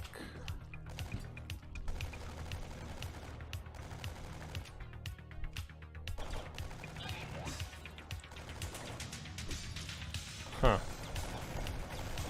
That ain't it. The Nordic Games were the first international multi-sport event focused primarily on winter sports. That's not the right one. I'll look on Gab. I'm not seeing much coming up. Oh, here we go.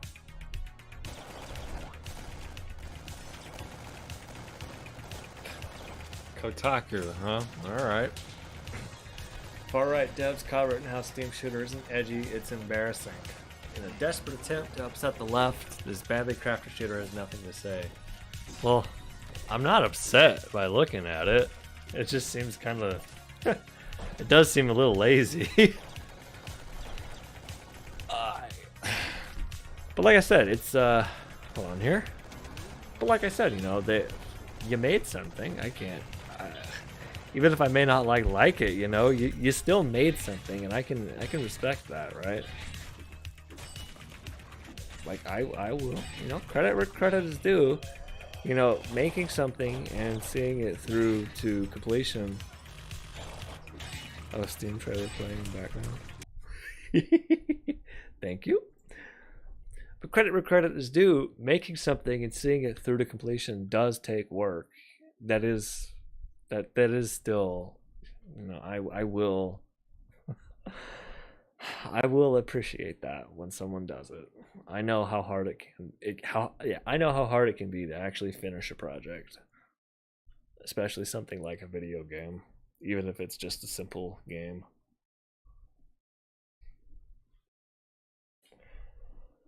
Okay, Kotaku, what have you got for me? Yeah.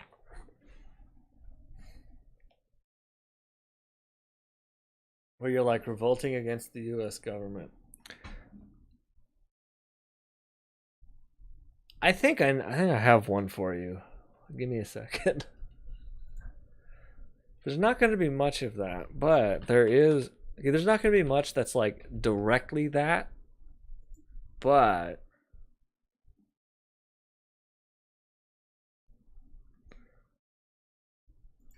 okay, Zach, Z_Dare_Apfel. You ever heard of a game called Red Faction? Have you? It's kind of interesting. So, oh no. Okay. Well, basically, how did you describe it? You want an FPS in the theme of tonight? We riot. FPS, my favorite genre. So, Red Faction it takes place on Mars, like kind of in the future. Ooh. And you are part of a Martian colony.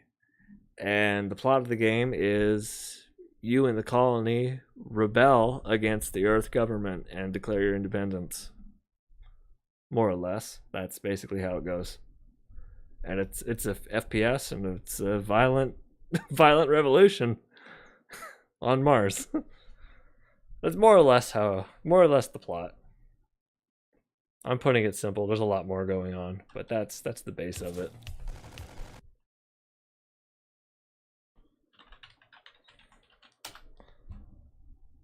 Yeah, it is an entire series. There's a bunch of them.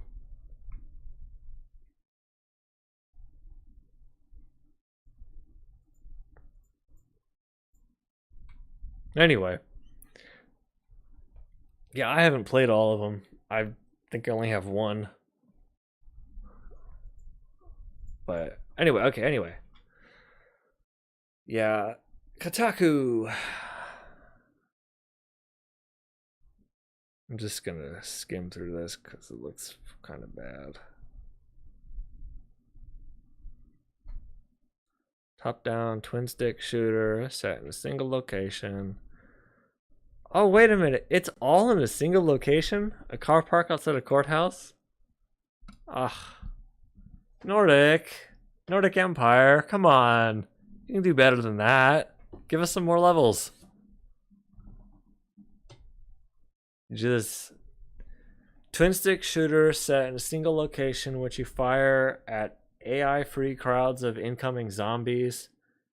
You do this over and over and over and then it ends. That's it? That kind of sucks. Each new level has slightly harder enemies, maybe some bosses, but is otherwise identical to the last. Movement is clumsy, 2D side on character, barely connected to the top-down backdrop. Zombies move in your direction and nothing more. Well, that's disappointing. I'm sad. I was hoping there was more.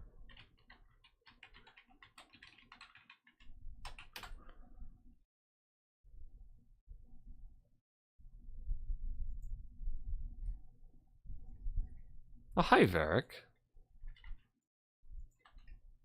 The Mechanarium of Mars. Like, the Mechanicum of Mars. Oh, man. We are not gonna play Warhammer on stream. Not today. I have Vermintide installed. It's pretty fun.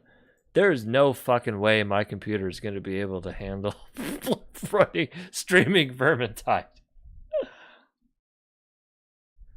I need a better processor. Fuck. All right. Well, that's a little disappointing. Hold on though. Is there more? You said there was talk about the developer here.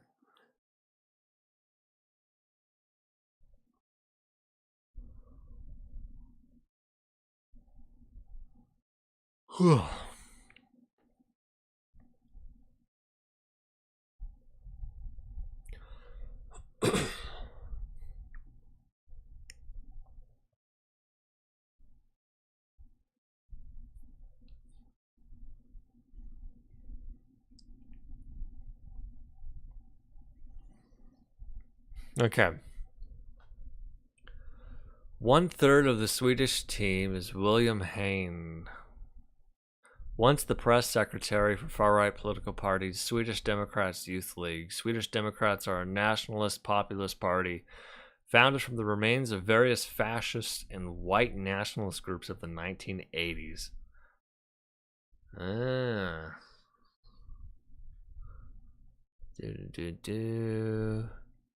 Hain himself in 2010 was thrown out of a Nordic Council meeting in Iceland after racially abusing a bartender. Oh boy.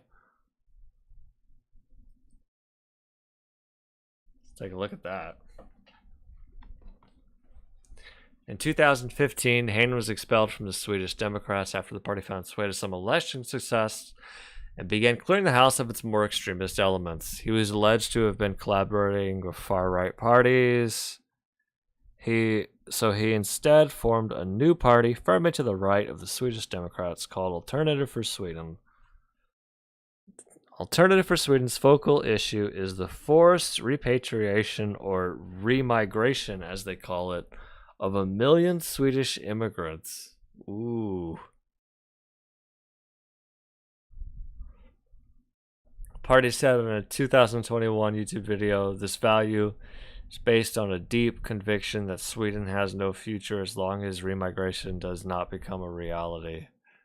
Once that's done, you see, our children and grandchildren can grow up in a Swedish and safe Sweden. Wow, that's pretty racist. That's one of the guys making this game, and yet, despite his heartfelt and passionate beliefs, he was too big of a yellow-bellied coward to make a game that actually says anything. Rittenhouse shooting zombies, what even is that? Even if you're generous enough to extend the branch that calling woke people zombies is some sort of all-time burn, it still makes no coherent sense.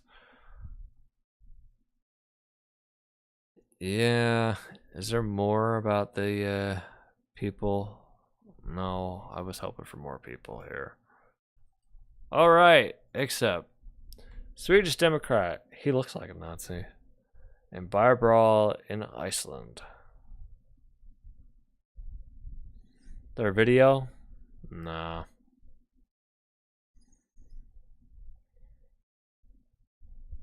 All right, well, okay, he got into a fight. Whatever, we don't care.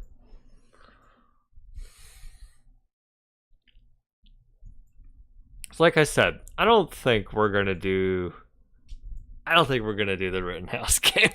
That might be funny, but I don't think we will.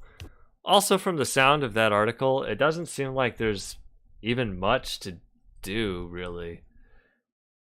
I guess that would make it, a short video. But it's kind of, I'm a little disappointed from the sound of it. I thought there was like more levels than that. It's just like one map. I'm disappointed by that. I was hoping for more. I would have done more. Cause like, oh my god, look at this on the map.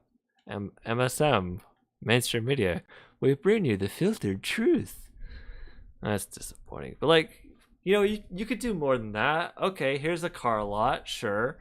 And then like here's another one, it's like, oh, we're in a news studio. Oh. Yeah, right? And this one is like, okay, here's we're in the street, there's people rioting here. Yeah. And then here's like you do one for the Capitol building. See, I can make a better game than this. I got the ideas. Put me in the ring, boss. Coach, I'm ready. So sad. So sad.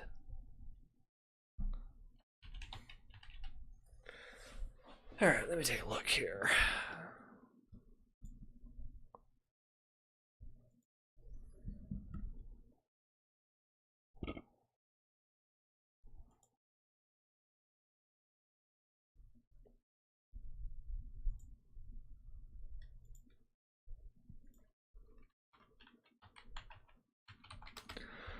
So what was the first Wolfenstein?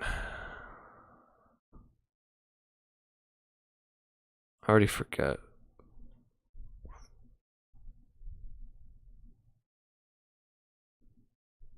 Probably Probably this one. Yeah, this is the one. Yeah, this is the one. Wolfenstein 3D. I have this one. It's in my Steam library. Oh, man. Oh, man. Oh, my God. It's not even... This is the full-size screenshot. Good lord, it's so tiny. I wonder how optimized it is for current systems. That'll be interesting to check out. Yeah, that looks good, doesn't it? Am I gonna get in trouble for having a swastika on the screen on Twitch?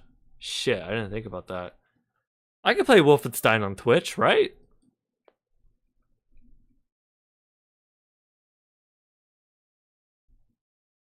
Fuck Twitch.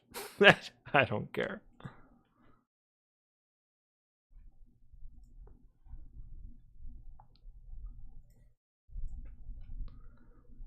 I gotta say, Wolfenstein Return to Castle Wolfenstein, like, it looks so much better. Even if it's like, you know, kind of crappy still, but it just looks better. I'm more excited for this one. But I guess we'll see. I say we should just start and slowly work our way through them. And if we get bored with some of the early ones, we can skip it and we can stop it. And that's it. If the early ones are too annoying, we just won't play them. Oh God, what was that one Star Wars game?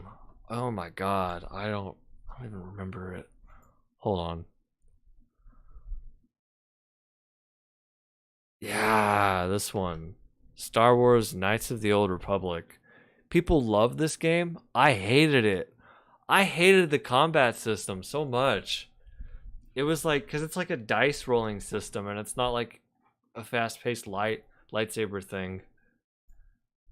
It was so inaccessible for me. I never finished it. I only got a little bit into the game and then I stopped. How much? 37 hours? That doesn't sound right. I feel like I have significantly less than that.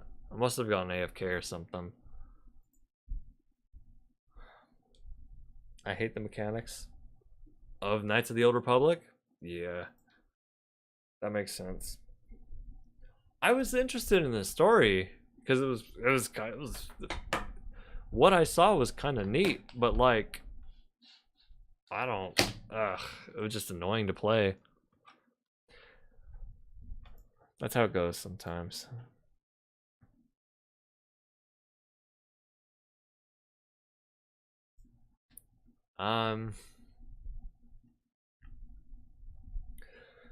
Brutal Wolfenstein's a mod of Doom that modernizes the controls, add new weapons, and makes it more brutal all around. I don't know anything about this. You know what you should do? You should share a link in the suggestions tab on the Discord.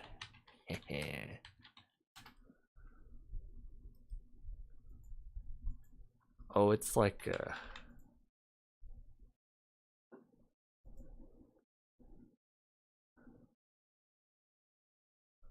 huh. I don't know. I don't have the old Doom games. Might not be stream safe, pretty gory. You know what? I'll also say this. I don't normally care for a lot of gore in games or movies or media these days. I know Wolfenstein could be an exception. it's kind of fun. Have I played Metal Gear Rising: Revengeance? I have not, although I'm aware Vosh is currently playing it, so I'm not gonna. I don't want to, you know. I'm not gonna like dick ride him. We're not doing that. Also, like, I don't want to, you know, if he's doing that, I don't want to do the same thing. I'm not him. I haven't played any of the Metal Gear games, so I don't know. I don't really know. I just know the memes.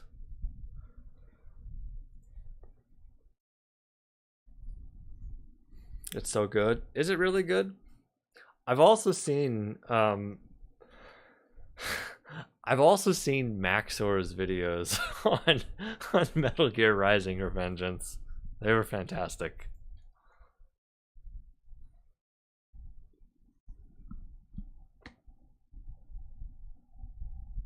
Yes, it's amazing. Okay.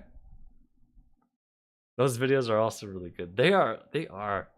Maxor is really good at videos. I love his videos. I only recently discovered his channel. oh man, he puts a lot of work into them.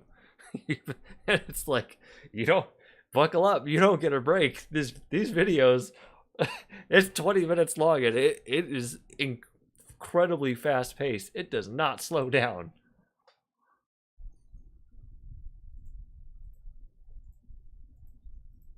Well, Metal Gear Rising: Revengeance. Well, maybe we'll do that someday in the future. Are any of the other Metal Gear games interesting or fun? I haven't played any of them. I don't really know. There's a lot of games I haven't played. A lot of game franchises, I mean. I haven't played any of Final Fantasy. I haven't played any of Kingdom Hearts. I haven't played any of Metal Gear.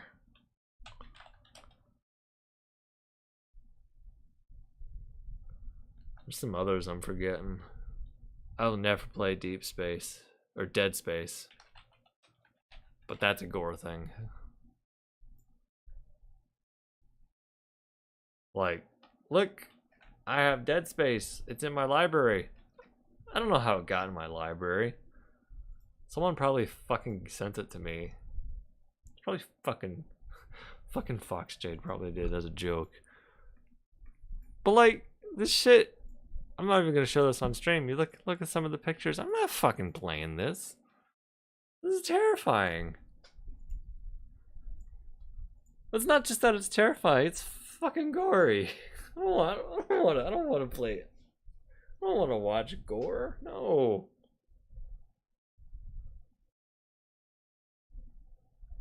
This is. Oh, here it comes.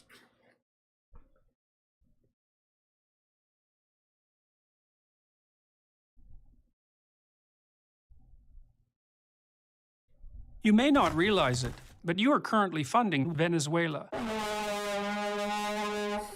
Kazuhira Miller, why are we still here? Just to suffer? Every night, I can feel my leg, and my arm, even my fingers. Now I know the meme. It's the phantom pain, and he's it's amputated, but he can still feel it, right? Yeah. Oh. Thank you for the money. I remember that when that was just that was a big one. You know, when that was a much more, when that meme was popping off more, because it was just so dramatic. Hold on.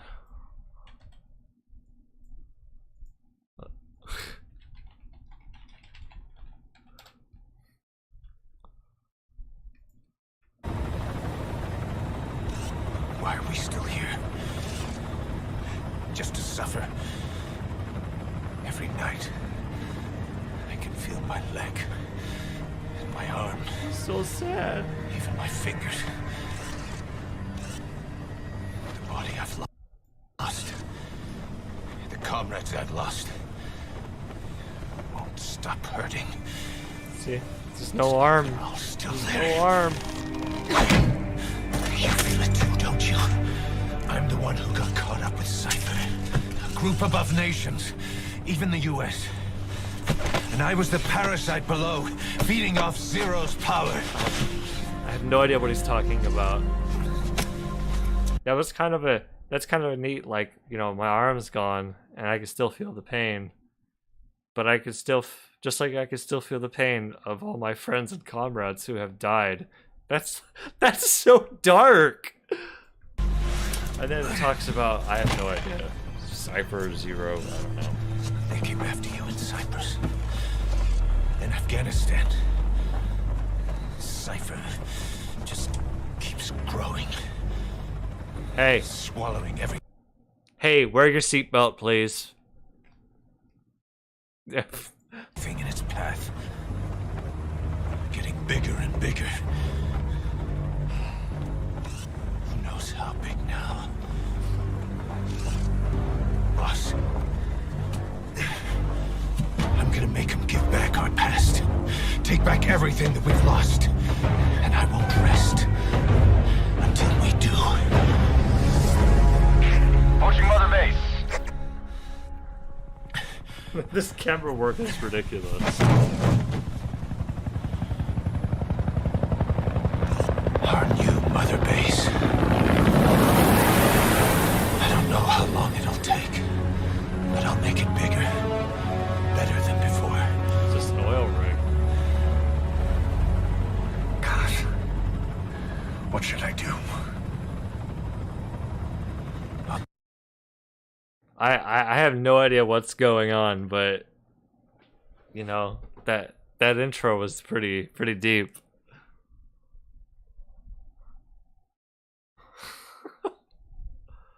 And I don't know what's going on with the camera work there, but okay.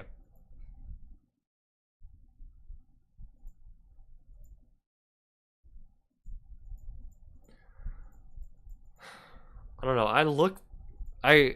I feel like these Metal Gear games are not things I can really I probably can't take them too seriously. But maybe that's the point, you know? Oh, this is the game with quiet. Oh, okay. Yeah. I don't think I need to elaborate. All right, Wolfenstein it is.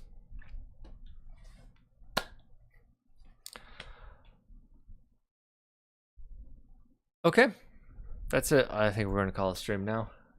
Thank you for hanging out, everybody. Thanks for partying. It's been great. It's been a blast. It's been fun. Say ya. Quiet's humming. She was humming in that one scene. I know that scene. You know the scene. We all know the scene. I only know the scene because I saw people like, this is weird. Why is this in the scene? Why is this the scene? I don't know. Weirdos. We'll get some of this edited and put up, maybe, and then I don't know. We'll get Wolfenstein installed, I guess. Okay, thanks for hanging out, everyone. Bye. Take care of yourself.